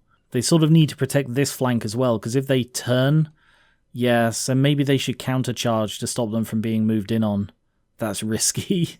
Yeah, they're going to play it safe, so they are going to move a little bit further forward to make them a tempting charge target, in which case they'd have to go into the fungal forest, but also if the spearmen do get charged, they can charge in the flank. Oh, sorry, I did forget over here. That spear thrower is being charged by these guys. They are within minimum range, so they just charge straight in, like so. So they've only got the 2 in there from their previous misfire. Magic. Ooh, 12. Channeling orcs. 1. But there is no point channeling for Wissenland as they cannot go higher than 12. The winds blow strong just as Valo gets his own wind back. What is he going to do with it, though? He has nothing he can target. Oh no, he can just about reach them with a chain lightning. First of all, Gunther's going to do a Shield of Faith on 3. Irresistible Force, which means it is cast, cannot be dispelled, but that Gunther cannot cast further bound spells this phase. So they are now protected by a ward save of 5+ against close combat. And Valo's going to use 5 dice on Chain Lightning against the Night Goblins, who are just within range. 14 plus his level of 2, that is 16, that is just enough. Question is, they have 7 dice. They're still going to have 4, and the only other spell he can do is an Ice Shard Blizzard. -1 to hit on the Black Orcs would be pretty devastating right now. I think they are just going to let that through, because it's more important that the Black Orcs do a load of damage to the Spearmen before they get a chance to reform and kill them back. So, the Night Goblins take D6 hits. 1. Yep, that is 1 Goblin dead. On a 3+, it chains. It does. So it goes to the Orc Boys, where it does 3 hits. 3 wounds, no armor against that. On a 3+, it arcs again. It does not. So, by letting that through, they lost 4 guys, and they have all of their Dispel dice to allow the Black Orcs to do as much damage as possible. So yeah, there's no reason not to try it, unless, you know, a miscast. But yeah, he's going to use 4 dice to try and cast Ice Shard Blizzard. 15 plus his level 17, and then Irresistible Dispelling. So, I mean, they got it even without the Irresistible, so that is shut down. Shooting, the one handgunner is going to go for Godfrey. Long range, miss. The mortar is going to go for the Orc Boys, right there, so if it doesn't scatter, it might hit Godfrey. And it scatters 4 inches that way. So it goes to there. So that still hits a sizable number of orcs. 11 orcs, that hits. The one in the centre gets hit at a higher strength. Oh, and no wound. And the other 10, it actually has a really low chance of wounding at all. Only 2, but it's armor piercing, so it goes through the only armor they have. They lose 2 guys, yeah. These ones are fleeing, but the Hellstrom can fire again. It's going to be firing indirectly, but it always does. So it's going to go for right there. It fires 3 rockets, which go, all sorts of directions. And they go 6 inches, 2 of them minus the ballistic skill. So we'll do the one that doesn't have the minus. Goes there, so that hits 3 goblins. 3 wounds, no armor. I didn't say at the beginning, but this is using Gubaldo's ballistic skills, so it goes 2 inches in this direction, which is there. And it just moved, which is there. So it's kind of hard to tell. Yeah, because it keeps snapping like that. It's 3 times it's done that. I don't know why it's doing that. That's really odd. Is it because it's pushing it out of the tree or something? That hits 4 goblins. Bloody sure to find that out. 1 wound. And the last one goes 2 inches this way. Ooh, that does actually put it over the goblin shaman. Not quite Vaxig. It's just off the top of his base. 7 goblins and potentially Gob2. So it doesn't hit Gob2, so it hits 8 ordinary goblins. Only 2 wounds. That could have been a lot worse for the goblins. And considering they had over 40 at the beginning, that is not anywhere near the 25% to cause a panic. Even though you'd think a load of rockets just flying into them and over and over would cause panic. Nope, doesn't. Combat. Let's do this one first, because I suspect this one's going to be nasty for the Wissenland side. First of all, impact hits, as there is only the 1 rank. They hit at their ordinary strength of 3. And only 4 are actually in contact, so only 4 impact hits. 4 wounds, that is actually enough to just wipe out the crew just by running at them. So, yeah, okay. No combat. And what are they going to do? Are they going to try and push through here and take out the Doom Diver? No, they should go after the Night Goblins. They're really not suited for war machine hunting, so they are going to reform to face that way. And now this fight here. Gunther will challenge, and Cromgit will accept. Gunther gives him and his unit hatred, so they reroll to hit this turn. And given that they're in the flank, they're really not taking many hits back. The orcs are going to use 2 hand weapons, because that maximizes their chance of doing horrendous amounts of damage before they can really fight back. With the extra attack from his extra hand weapon, Cromgit goes first, and also Gunther has a great weapon, so he goes last anyway. 5 hits, due to the +1 strength from his choppers. This could be over very quickly. 3 wounds. His armor is negated by the high strength, but he does get the ward save, and 1 saves it, but he only has 2 wounds. So Gunther gets killed by Cromgit in the challenge. And awkwardly for the spearman, because Cromgit strikes first, you know, I always do challenges first, but they are technically done in initiative order. Because Cromgit actually strikes first before the spearman, and he killed Gunther, they do not benefit from hatred anymore. So they have just lost their extra reroll. So that leaves 5 spearmen against Black Orcs, because they cannot support each other sideways. 2 hit. No wounds at all. And due to the low contact between them, these 3 get their extra attack from the additional hand weapons, these ones don't. So it is a total of 10 Black Orc attacks. 8 hit, and due to the choppers, they are wounding on a 2+ with no armor saves allowed. So that is 6 wounds. That is actually kind of unlucky. Well, they could have done more, but that's still not bad. Oh, sorry, they get the ward save. 6 ward saves. Oh, 2 of them survive, so only 4 die. The spearmen, because they are disrupted, get nothing for their ranks, but they get 1 for the banner. Cromgit gets 1 for his banner and 1 for a rank, so he wins by 9. However, although they are disrupted, the spearmen do still have more ranks than Cromgit's unit, so they are still steadfast. So they are still testing on a 7 with a reroll because of the Battle Standard Bearer. So they pass. They are still here, which would have been really embarrassing if they hadn't been, frankly. I think the Spearmen, I feel like they have to reform. They're worried about being charged in the flank here, but they're not going to win against the Black Orcs. Charging them in the flank, it just takes away all their advantages.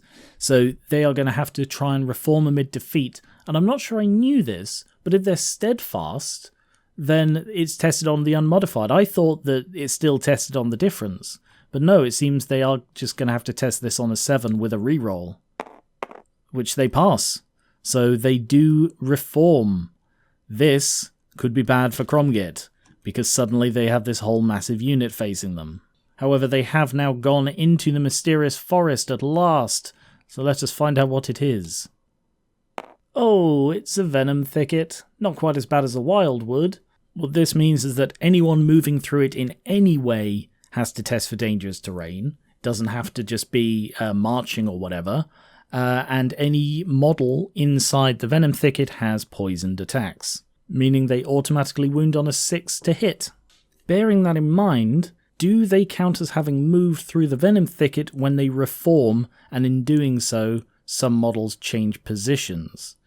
Because in every other way, reforming counts as movement. If you reform, you can't use a move or shoot, you get a penalty to having moved, etc.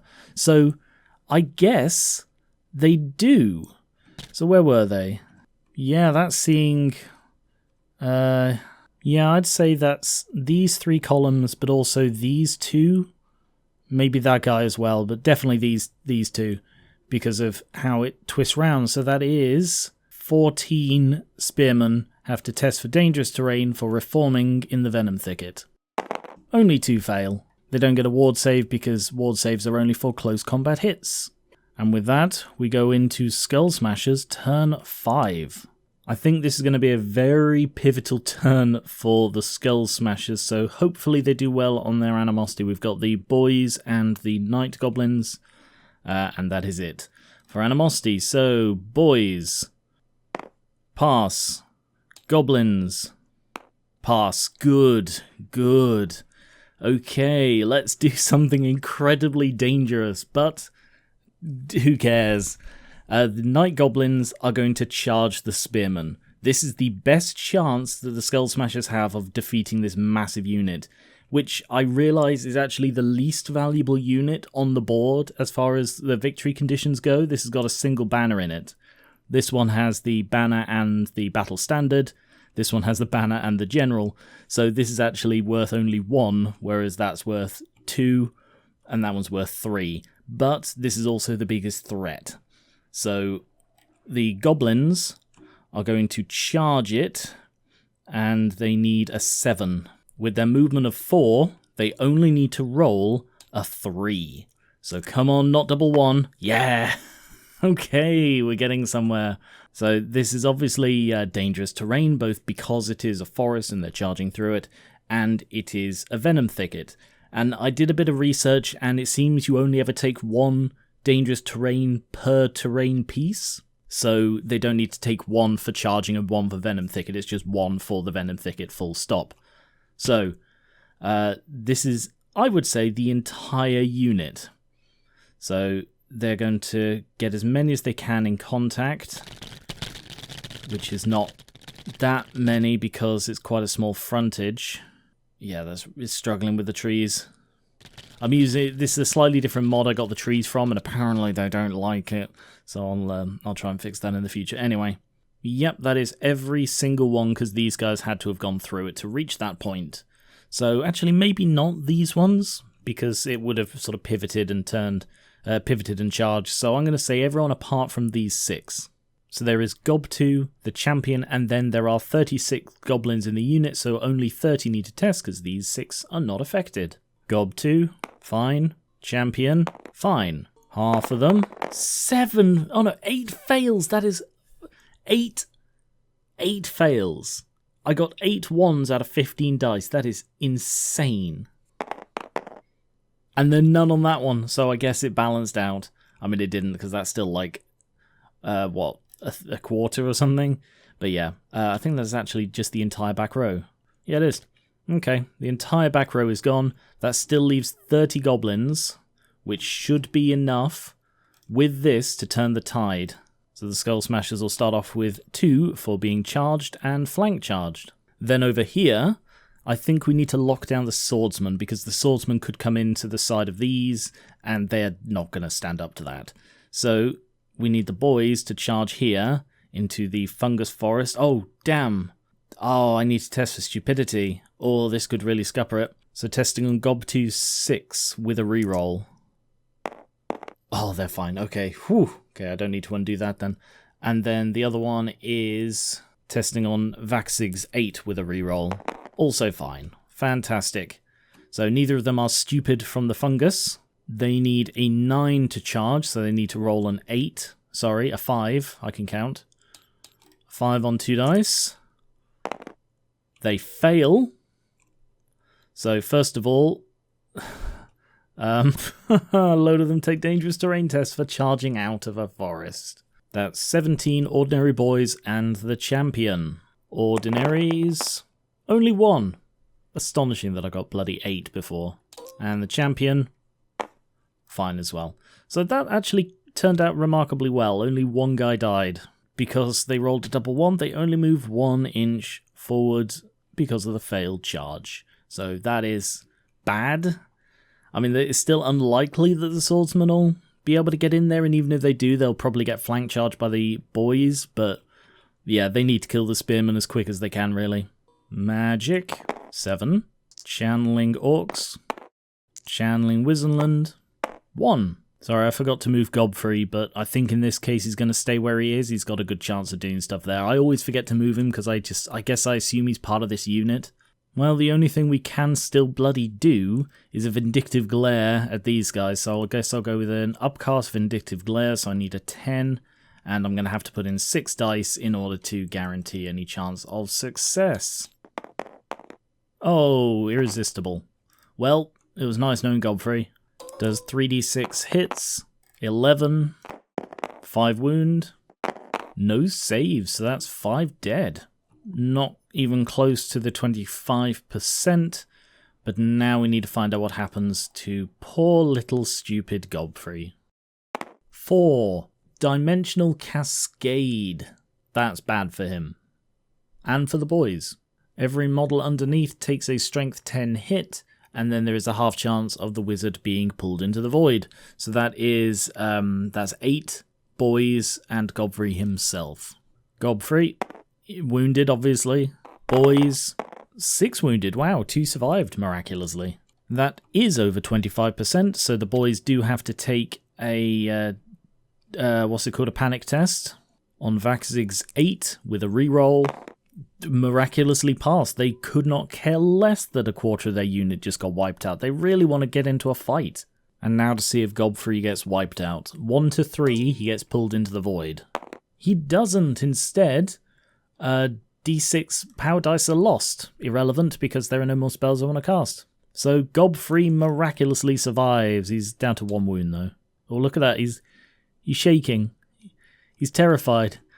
Oh, I almost got pulled into the void, oh no. Shooting. They have presented a very nice wide face to get shot at by the goblin bolt thrower. They are within half range. And they hit. Although Roderick is technically the closest, that isn't quite how it works because there are still at least 5. It does hit ordinary ones. So because there are actually 7, it has no chance of killing Roderick or the champion this time. It's just going to essentially roll against 5 ordinary knights just because of the way the mechanics work. So, strength 6, wound, strength 5, wound, strength 4, wound, strength 3, no wound. So it kills 3 guys because they get no armor saves.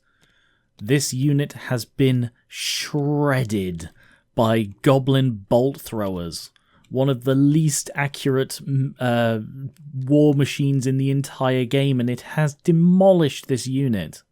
Doom Diver, I guess, is going to go for the these guys, the swordsman, which you can just about see past the goblins. You can see Notka. Okay, line of sight there, so he's going to aim for the 3rd rank. That way, you know, it basically maximum chance of it scattering in a place where I can get it back onto the unit. So the scatter has it going 8 inches minus the 5 if I want to. That may be too far. 8 inches to there. Can I hit anything within 5? That's 5.9. I can have it scatter onto the mortar. That's it. It can only hit the mortar. Okay. Or if it even can, no, it can hit the crew, but the crew don't really exist. The crew are just sort of representatives. So no matter where he goes, he can't hit anything. So he tries to hit the mortar and just splats into the ground next to them. Combat. This is where the fate of this battle shall be decided, sort of. Maybe not. I don't know. It's the only chance they've really had at doing any damage. Then again, this one's almost wiped out, but they do actually need to wipe it out because... by the way, the reason they didn't take this, like before, because Roderick is a Grand Master, he gives the unit immune psychology, and therefore they do not panic. So the Spearmen still have a ward save from Gunther, and to start off with, Cromgit will challenge, which will be accepted by the Spearman champion.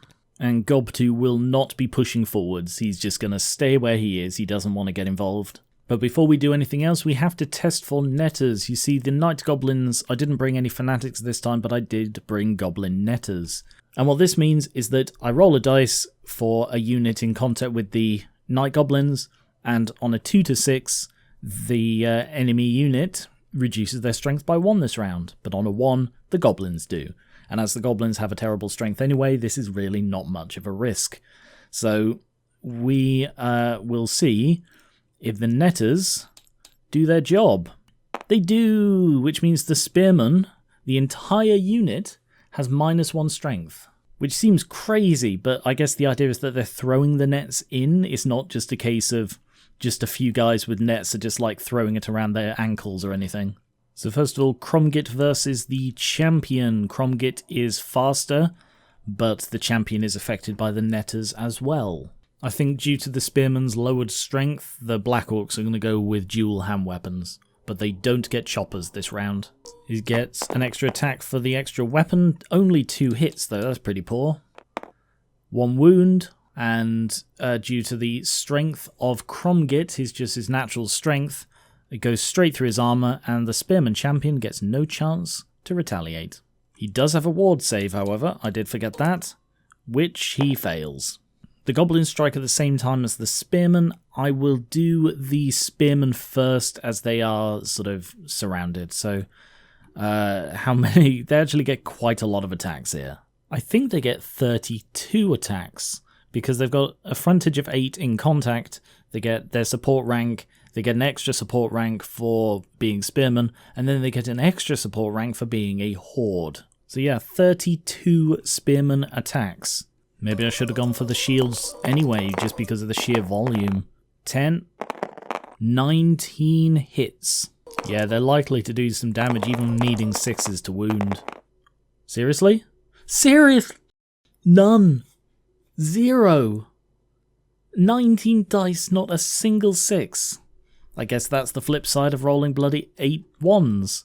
Okay, the Spearmen do absolutely no damage to the Black Orcs, and then only 5 Spearmen against the Night Goblins because they cannot support sideways. By the way, if the Spearmen didn't have the reduced strength, that would have been like 8 wounds that they would have just done. So it made a difference. They're expensive. They're like 45 points for netters, regardless of the size of the unit, because yeah, they can make a massive difference. 3 against the Goblins. 3 wounds though, wow. Even with the reduced strength. Armor save. None. So they killed 3 Goblins. How many Spearmen are about to die now to the combined attack here? Because the Goblins are also a Horde, they do also get an extra rank, so they have 21 attacks because of the champion. 6. 12 total. I find it a bit strange that a Goblin has the same strength as a man. 9 wounds. 2 saved. And another 3 saved by the ward, so only 4 die to the goblins. Due to the double hand weapons, there are 13 Black Orc attacks. 7. Only 2 wounds. No armor, but they get their ward, which both fail. So 2 more die to the Black Orcs, which is surprisingly few. I thought they'd do a lot better. The Orc side gets 2 for ranks with the 2 goblins, 1 for the banner, and these guys get 1 for the banner, but as they're disrupted by the goblins, they get none for their ranks. Ooh, if they'd lost 1 more guy, they would not be steadfast now, but they do technically have 4 ranks, which is more than either of these, and therefore they are still steadfast and are testing on 7 rather than double 1. So they may still flee, half chance. Nope, they hold. But that was their last round of combat with the ward save, because now that fades, and they could still get the reduced strength next turn. Wissenland Turn 5. First of all, got to test the swordsman for stupidity on an 8 with a reroll. Fail. Pass. Ooh, lucky they had Notka there, otherwise that would leave them in quite a bad place. So, what do they want to do? Do they want to charge the boys? Do they want to charge the spearmen, like the goblins? I think they do have to charge because it's turn 5 now. They've only got this turn and next turn in order to do some damage, and I think they're about to lose here. They can just charge the night goblins. They are just within the front arc, but if they do, they will definitely be flank charged by the boys next turn, no question. So maybe they should just go for the boys. Like, it's Battle Standard Bearer versus Battle Standard Bearer. Both of these units are worth 2, and the swordsmen are in a better state, but they will be charging through a forest.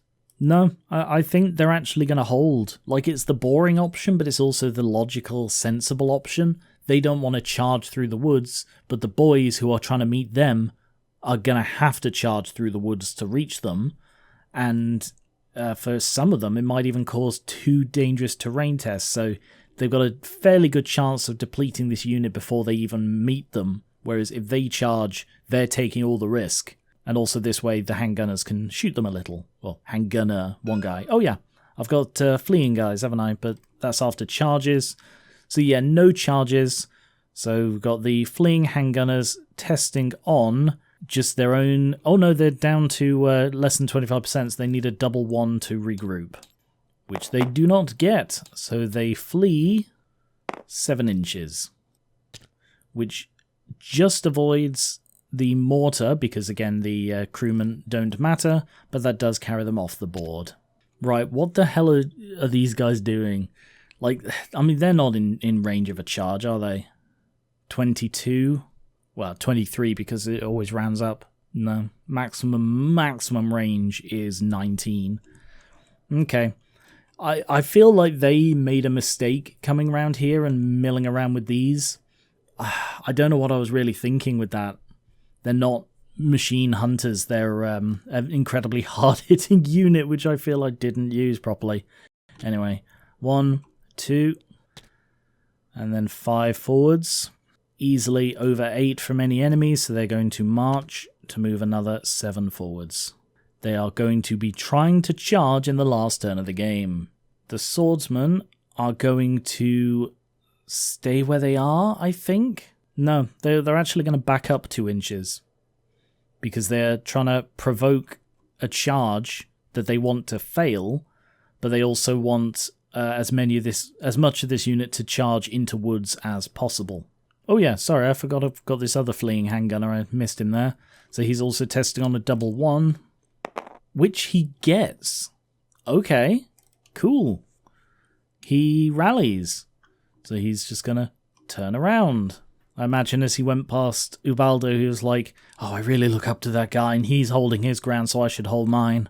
Volo is going to move and march over here. Actually, he was probably within range of them for the march, so testing on a 7 to see if he can march. No, he can't. So 4 inches back. Yeah, he was just within 8 inches. Alright, so he is there. I don't know what he can really do this turn, but let's find out. Magic 5. Orc channel. Wissenland channel. Oh no, sorry, I rolled 2 last time as well, but I forgot that Gunther was dead. So, I mean, those were both fails. But they did actually channel one. They didn't use any, it's fine. Doesn't matter. I'll try and remember that Gunther's dead. Valo cannot use Chain Lightning because it can't be cast into combat and everything else is out of range. So he can only do an Ice Shard Blizzard, which I guess he will do on the Black Orcs because that just seems the biggest threat. I think he's going to have to put in all 5 dice just to guarantee it is cast. So plus his level of 2, that gives him total of 20. Trying to dispel. 15, total of 16, it is cast. So that means the Black Orcs have -1 to hit and -1 leadership until next turn. Now there isn't a great deal of shooting to do. I don't even know if the rocket battery can shoot. I mean, technically it always shoots indirectly, so it probably can. But yeah, the handgunners are going to go for, or the handgunner, sorry, is going to go for the boys. Miss. The mortar is going for the orc boys, I'm fairly sure. Yeah, that's out of minimum range. And it goes 2 inches that way to there. So that actually hits, ooh, everybody in the unit apart from 1 orc boy. So we have Lookout Sir for both the orc boy and Waaagh. And I've just been trying to decide whether he should get a Lookout Sir, considering there's only 1 who isn't being hit, and therefore 2 Lookout Sir rolls, but only a maximum of 1 who can suffer for it. But I think it makes sense that he could be like shielded or pushed out clear by one of the other people. So it doesn't need to be like a guy takes the hit for him. That's just a trade-off, like if there is someone that they can. But with a group like this, as long as there are more than 5, he can still be sort of saved from it. So Waaagh is clear, and Champion is clear. So this guy is hit as well, or maybe it counts as like a 13th roll, even though there are only 12 left in the unit. Yeah, I'll do it like that. So one guy gets hit by the strength 6 hit, wounded, no armor, and the other 12 on the lower strength, 4 wounds, no armor. So that's a total of 5 orcs killed by the mortar. Definitely a good idea not to charge them, because this way you can do stuff like that. And that is enough to cause a panic. Testing Waagh's 8. Pass. I guess there's no reason not to do an indirect fire with the Hellstrom. So Ubaldo will help with this, of course. And they're going to be going for the Orc Boys, see if we can take them out, although we can't make them panic again because they've already done a panic test this turn. So I'll aim there. It shoots 3 rockets, and the 3 scatter are all in completely different directions. And they go 4 inches. First one lands there, which is directly on top of Godfrey and hits 1 orc. So he has a Lookout Sir for the for being close enough to another infantry unit, which he fails. So Godfrey is hit, but not wounded miraculously. And the boy who got hit, not hurt either. So I guess that rocket was a dud. Next one scatters off of the unit entirely, as does that one. And because it's such a small unit, it really doesn't take much to scatter off it entirely. Combat. So first of all, we find out if the spearmen are netted again. They are netted. There is nobody left to challenge, so Cromgit just goes first. But I think this time they're going to go with shields. Like, the number of attacks thrown at the Black Orcs was scary, so they're going to go with shields to give themselves a ward save. Especially as they have -1 to hit, so only 1 hit from Cromgit. Wound, though, and at his strength, no armor, and they no longer have a ward. Spearman next. 26, because that's all that is actually in range. 6. Ooh, total is 16. Only 2. Neither saved, and neither saved. So that is actually still just 2 Black Orcs dead. Then 5 spearmen against the goblins. 4. Only 1 wound because of the reduced strength. Not saved. These spearmen are really not doing well. It's the lack of strength. They're so entangled in the nets that they really just can't defend themselves. 18 night goblins. 7. 3 wound. No saves. 9 Black Orcs. 4 dead. They get no armor and no longer have their ward. 2 ranks for the goblins. And 2 ranks... Oh no, they don't get their ranks because they are disrupted. 1 for the banner, 1 for the banner. So they lose... The spearmen lose by 8. And now they are no longer steadfast because they do not have more ranks than the enemy. Both the spearmen and the goblins have 3 ranks each. So the spearmen do have to test on the combat difference, giving them a... they need a double 1 to not panic. Ooh, kinda close, but no, sadly. They do break, and they flee. 4 inches, they are pursued by the Black Orcs. 6. Okay, and the goblins are going to restrain pursuit. And I did that the wrong way around again. I should, yeah. I need to declare their responses before I roll for it. I'm sorry. They're going to restrain pursuit, so they are going to test on the general's leadership as they're right next to him. So on a 9... Wow, they actually fail. Are they within range of the banner? Yes, they are, so they do get a reroll. Ooh, just... But yes, they restrain pursuit, which lets them reform, and they are going to have to take a load of dangerous terrain for reforming in a venom thicket, but they're going to turn to face the knights. So they flee 4 inches and are pursued 6. So they flee from the most numerous enemy. Oh, that whole back rank is gone. They flee from the most numerous enemy. So they go 4 inches that way. Do they... Oh no, they're not quite going over the handgunners. Yeah, they basically flee to there. See, the weird thing about the way the rules work is if the spearmen had rolled higher, they would still not have been caught because of the way this works. You know, like they were fleeing from the goblins there, and it's a weird thing. I need to double check it really, but yeah, they were caught in this case, so the entire unit is wiped out. So there is the first banner, and they lose their first fortitude. And the Black Orcs basically don't move because, yeah, that was where it just happened. So all of these are going to have to test for panic because they're right... Ooh, maybe not that one. So they were here. No, the swordsmen don't test. Handgunners obviously do. The mortar doesn't test, but the rockets do. So the handgunners and the rockets both have to test for panic at a unit within 6 inches being destroyed. So the handgunner has a reroll, but is testing on a 7. Pass. And the rocket is testing on a 7 as well, also passes. So testing for dangerous terrain for reforming in the thicket are everybody apart from these 6, which is Gob 2, the champion, and then 18 other goblins. Gob 2, fine. Champion, fine. 18 others, only 4 die. Alternately put, a whole 4 die. And with that, we go into the final Skullsmasherz Turn. Animosity. We have the boys and the goblins. So, boys first. Pass. Goblins. Pass. Fantastic.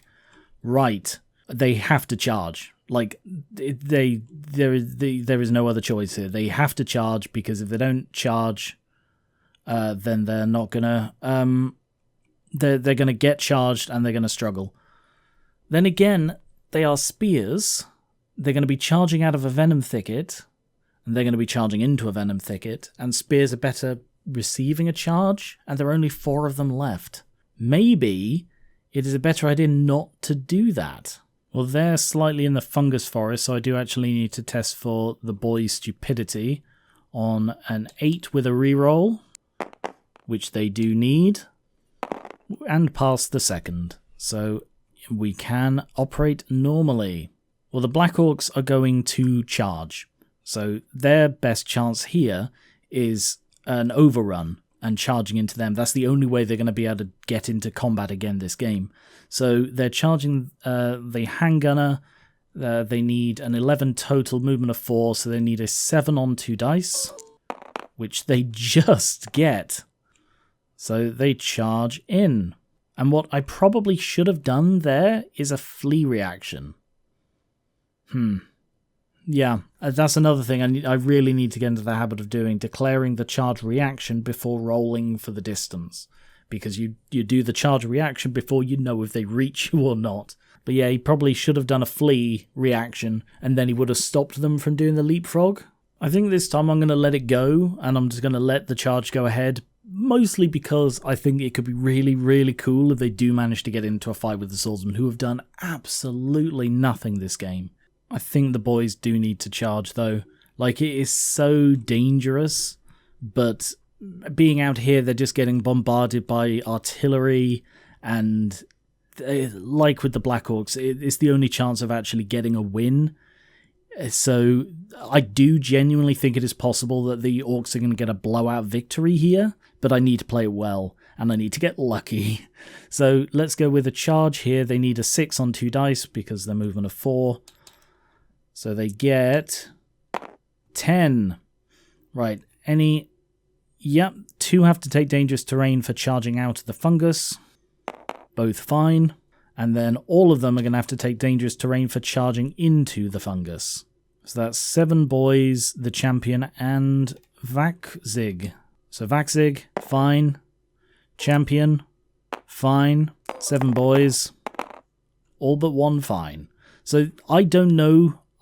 They're probably going to lose this fight, but this is also their only chance of securing a victory.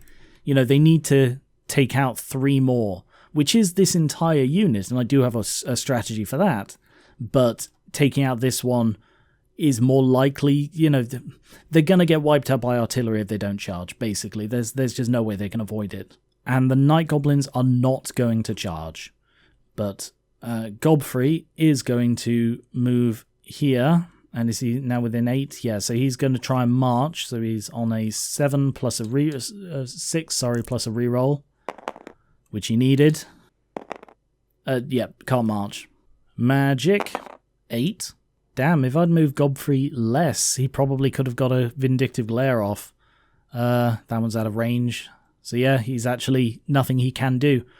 But the strategy I had is to do with Gob2, actually, because he has Night Shroud, which means that any unit charging into contact counts as going through dangerous terrain. So even if they charge sort of on this edge, which they probably would, they're all going to have to test for dangerous terrain anyway. So even before the knights get into contact, they're already, you know, a 1 in 6 chance to die off. So I'm going to have to put in 6 dice on that for the only chance of it actually passing. And then they're going to, oh, irresistible, incredibly irresistible, bloody hell. Alright, that passes. So yeah, they are now dangerous terrain to charge, however, Gob2 may explode. 6, calamitous detonation, he literally does explode. Small template and everything, including the wizard, takes a strength 10 hit. Plus side is he won't die from it, he does still have both of his wounds. So that is him and 5 goblins. Gob2 obviously takes a wound. 5 goblins, only 3. So I did think about reforming this unit, but as I've decided that reforming in a venom thicket still counts as moving in a venom thicket, I didn't want to take the wounds, basically. So I'm just going to let them charge this very thin line of goblins. That is assuming they survive the deadly bolt thrower. So I believe they're majority in the rear. Yeah, they are. So they can only hit 1 guy, and ooh, however, there are not 5. I will have to randomize who it hits, apparently. So it's got a 2 out of 4 chance. I don't suppose I've got a D4 to hand, do I? Anyway, they've got to land the shot first, and it is at long range, so they're only hitting on a 6. So it's probably not relevant. Ooh, that could have been good, but no, 'tis a moot point. I don't need the D4 after all. And the Doomdoiver. Probably going to go for those guys as well. Because, you know, what else is there to go for? The artillery? Pff, that's not worth anything. Minimum range of 12, they are beyond that. So the Doomdiver is in fact going to aim for Roderick's Knights. They've just spent this entire battle being just bombarded by big pointy sticks and goblins. And it scatters 6 inches. Oh no, it's a direct hit. Ah, how rare. So yeah, the unit just gets hit by the Doom Diver. Takes D6 strength 5 hits with no one. One strength 5 hit. Well, I can allocate that to one of the ordinary guys, so it's going to hit an ordinary knight. There aren't many of them left, but no armor saves allowed, which seems weird considering it is just it's just a goblin hitting at high speed. I suppose rocks. It's just a big squishy rock. You know, it's like they say. So yeah, that is actually the musician dead. It's like what they say about if you hit water from X number of feet up in the air, it's like hitting concrete, which always sounds really weird to me, but I guess it's like that. You know, if a goblin hits you at X miles an hour, it's like it's concrete, you know? And combat, we have 2 to do here, and I get to choose the order. And I just want to double check one thing. Yeah, if the Black Orcs wipe out the handgunners, they then get to do an overrun, and if they charge into a combat that hasn't happened yet this turn, they can fight again. So we're going to start off with Cromgit's unit fighting the handgunners.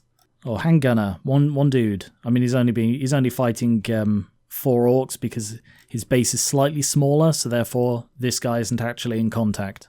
Actually, now seems like a good time to mention this. I've been working on a bit of a project with this, trying to make this the best version of 8th edition of Warhammer I can. And in doing so, I discovered that the models in this are too big.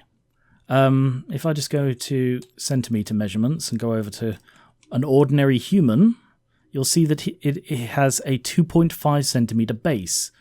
They're supposed to be just 20 mil, 2 centimeters. And then the orcs, I'll just borrow Black Orc, and then this is 3 when it should be 2.5. So basically, and I found out this is because in the old world, which this is actually a mod for, they changed the size of the bases, which is just insane to me. It's an insane middle finger to the big fan base who the old world was supposed to be bringing back into the fold, and it's like, actually all of your models are slightly the wrong size bases. Insanity to me, unless I'm misunderstanding. Doesn't matter. Point is that the game of 8th edition is designed for certain base sizes, and Warhammer made them bigger and bigger. But anyway, I am currently in the process of resizing basically every base in the game to make sure that they comply with 8th edition standards. Scratch that, this episode took so long to edit that I've actually finished that project, and now it is available for download as a mod on the Steam Workshop. Warhammer Fantasy 8th edition Ultimate Table is essentially this table, and it is all of the models with the resized bases, including some additional stuff, check it out on the mod, and all of the rollers, all of the extra stuff that I put in to make this the best way to play 8th edition. So that's linked in the description, you can play it right away, and it should be an all-in-one, ready-to-play game. But anyway, it means that I will be able to fit more on the board in future games because they're going to be resized to actually fit with the game properly. So just thought I'd mention that as base size came up naturally. Anyway, Cromgit is using 2 weapons. He gets an extra attack, but they do still have -1 to hit, and gets only 2 hits. But with the choppers, that's dead. That was there was no other way that combat was going to end. A single handgunner against a whole unit of Black Orcs, not a chance. So that means he can make an overrun. So, it's still on centimeters. So, he needs to roll a 7 in order to reach this combat. So it's possible Cromgit could fight again this turn. Come on, 7. No, screw you. That's what it's saying. Screw you. Combat doesn't... You don't get to do your exciting bloody... it's got to go directly forwards, isn't it? You don't get to do your exciting plan. No. Cromgit will stay out of the fight and he will like it. And nothing is within 6 inches. So, yep. Swordsman versus the boys. Waaagh will challenge and Notka will accept. As Waaagh is a Black Orc, he gets to choose which weapon. He is going to go with a great weapon. He wants to kill Notka. And both because of the initiative and because Waaagh has a great weapon, Notka goes first. 3 hits. No wounds. Oh, he very nearly could have cut the head off the Black Orc. And now Waaagh, 2 hits. This is not looking good. Oh, he's not killed him because he got a 1. 1 wound. He does still get an armor save, which he fails, and then a parry save, which he also fails. So, Notka does take a wound, but is not dead. And as that means he'll be alive at the end of the combat, now's a good time to mention that he is carrying the War Banner, which gives +1 combat resolution. 10 swordsman attacks because of the champion. 8 hits. Bloody hell. 2 wound. No saves. The Orc boys, I gave them additional hand weapons instead of shields, so they're actually making 10 attacks with just the 5 of them. 4. They have choppers, meaning +1 strength in the first round. 3 wounds. No armor. No parry. So 3 swordsmen die. That's the back rank and 1 more. Orcs get 1 for their banner, 1 for their battle standard. The swordsmen get 1 for the banner, 1 for the battle standard, and 2 ranks, making it a draw. Notka getting Waaagh getting a 1 to wound against Notka, that made it a draw instead of a complete victory. And with that we go into the final turn of the game, Wissenland Turn 6. No stupidity test to take, but we do have... Alright, the question is, should they charge? I don't know that they should, because I think they see the trap for what it is. Like, they know that they're going to have to take dangerous terrain tests. They know they can't be shot again. They know that the goblins can't do anything. They also know that the goblins are only worth 1 fortitude, so there is no chance that they can break the army. Because this one's worth 2, this one's worth 1. So even if they charge there, kill them, fight here and kill them, that is 3 fortitude, and they'd be 1 off. Yeah, they'd need to completely wipe out this unit, which is gonna be risky. Like, the mortar is actually within minimum, and that is not quite if it aims for this side of the unit, but that means they're trusting, Valo and the Hellstrom. Yeah, I don't think it's worth it. It's not worth the risk to 3 fortitude and the leader of the army to get a single fortitude from these night goblins. So yeah, they're not going to charge. They're not going to fall for the bait, which means there is no movement. So straight into magic. 10. Channeling Orcs. Channeling Wissenland. 1.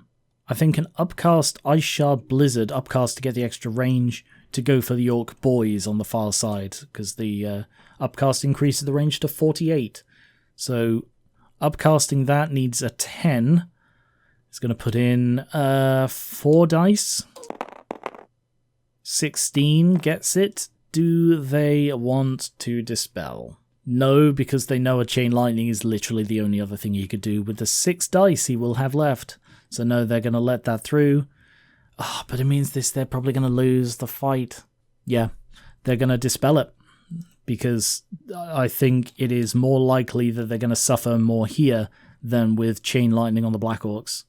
So 6 dice to try and dispel. Irresistible dispelling, it's gone. And now a Chain Lightning against the Black Orcs, who are just within range. And that's on 15, and he's going to have to use 6 dice to... That rolled weirdly. That rolled really weirdly. Did you see that 1 dice went up and then went straight back down again? I mean, he failed it, but... yeah, that's what I did. I clicked the roll, you see, and then immediately clicked the dice.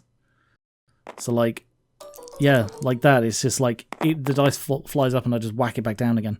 Alright, I need to get into the habit of clearing first so I don't accidentally do that. Anyway, it fails. The mortar is going to go for the night goblins.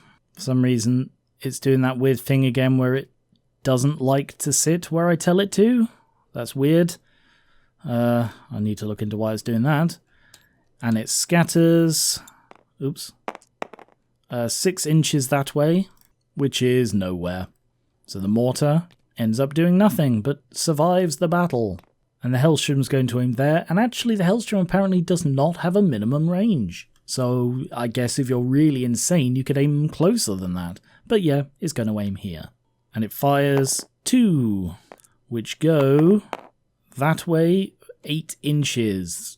That is a lot of movement. That is actually a worrying amount of movement. Uh-oh. Oh yeah, using Ubaldo, it actually scatters less. Oh, I forgot that. Sorry, I didn't use that last time. I completely forgot about that. So it scatters 4 inches less, so it's only going 4 inches, not 8. Oh, I probably could have used that last time where it was scattering 4 inches, wasn't it? 4 inches is there, which means it hits Cromgit and 2 others, so look out, sir, for Cromgit. Passed. So that hits 3 ordinary Black Orcs, but no one gets the higher strength. Oh no, these don't have higher strength, that's the mortar. Sorry. I think I did the mortar completely wrong. I thought it was 3 strength at the non-center point, but it's actually 2. Sorry, that probably caused more damage than it should have to the the ordinary boys. Anyway, that does no damage to the Black Orcs, and the other one goes 4 inches this way, which is again Cromgit, and this time, I mean, I guess it is slightly on that guy, the top of that guy's base, so 5 Black Orcs. Look out, sir. Failed. So Cromgit does actually get hit. Cromgit, no wound. 5 others. 3 wounds. Ooh. Armor piercing, but they do still get armor. 1, oh, sorry. That was supposed to be 3 rolls. So yeah, 1 save, 2 fail. So 2 Black Orcs die to the rocket artillery. And then the last thing of the game is the swordsman versus the boys. So we continue Waaagh versus Notka. Waaagh will again use the great weapon. Notka goes first. 1 wound. Oh, and it's saved by his armor. Waagh's attacks 3. 2 wounds. And neither is saved. Notka is killed by Waaagh in the challenge. So that is 1 more off the fortitude. And overkill counts both wounds. And now it's 10 swordsman attacks because of the champion, and because Waaagh was using a great weapon, his initiative is technically after this, so technically Notka is still alive at this point, so no one steps in to fill the gap. 8 hits. Only 1 wound. Not saved. That is poor. That was really their chance to win this combat, but it's possible they could lose now. Because of the champion, they still have 9 attacks and the extra weapons. 6. 3 wound. 2 saved armor. And the last one saved with the parry. No wounds at all. So at the end of that, they get 1 for the banner, 1 for the battle standard. They get 1 for the banner, and then 2 for rank. Another draw. So yeah, at the end of the battle, it is a draw between the boys and the swordsmen. They performed exceptionally well, all things considered. And that is how it ends. Of the 173 orcs and goblins in Cromgit's Waaagh, only 39 are still here. And of the 126 in Roderick's army, only 30 are left. For dead or fled, counting half-destroyed units as worth half points, including if characters are reduced to half their wounds, Wissenland scored 997. However, that's it. They don't get any extras for siege standards or dead generals. The Skullsmasherz with dead or fled scored 960. However, they also got 100 for the battle standard bearer and 1 siege standard for an extra 25, giving them a total of 1,085. Overall, this came in at a difference of 88 points, and they needed 200 for it to be anything other than a draw. And as neither side completed the objective of breaking the other army, no one gets any additional points for the scenario, meaning it is a draw. I think I played this well overall. I think I was too cautious with the Skullsmasherz not charging through the woods more. I thought, oh, I'll stay back and use the fungus forest and hold, but obviously they were just going to stay back and shoot, so I should have just pressed forward.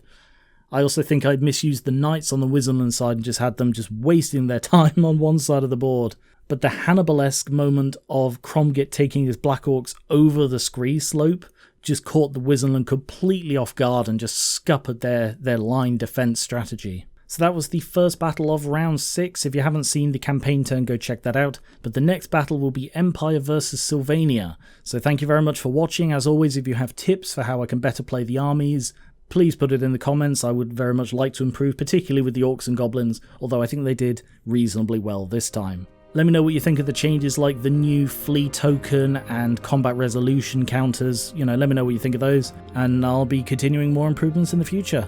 Thank you very much, and I will catch you later.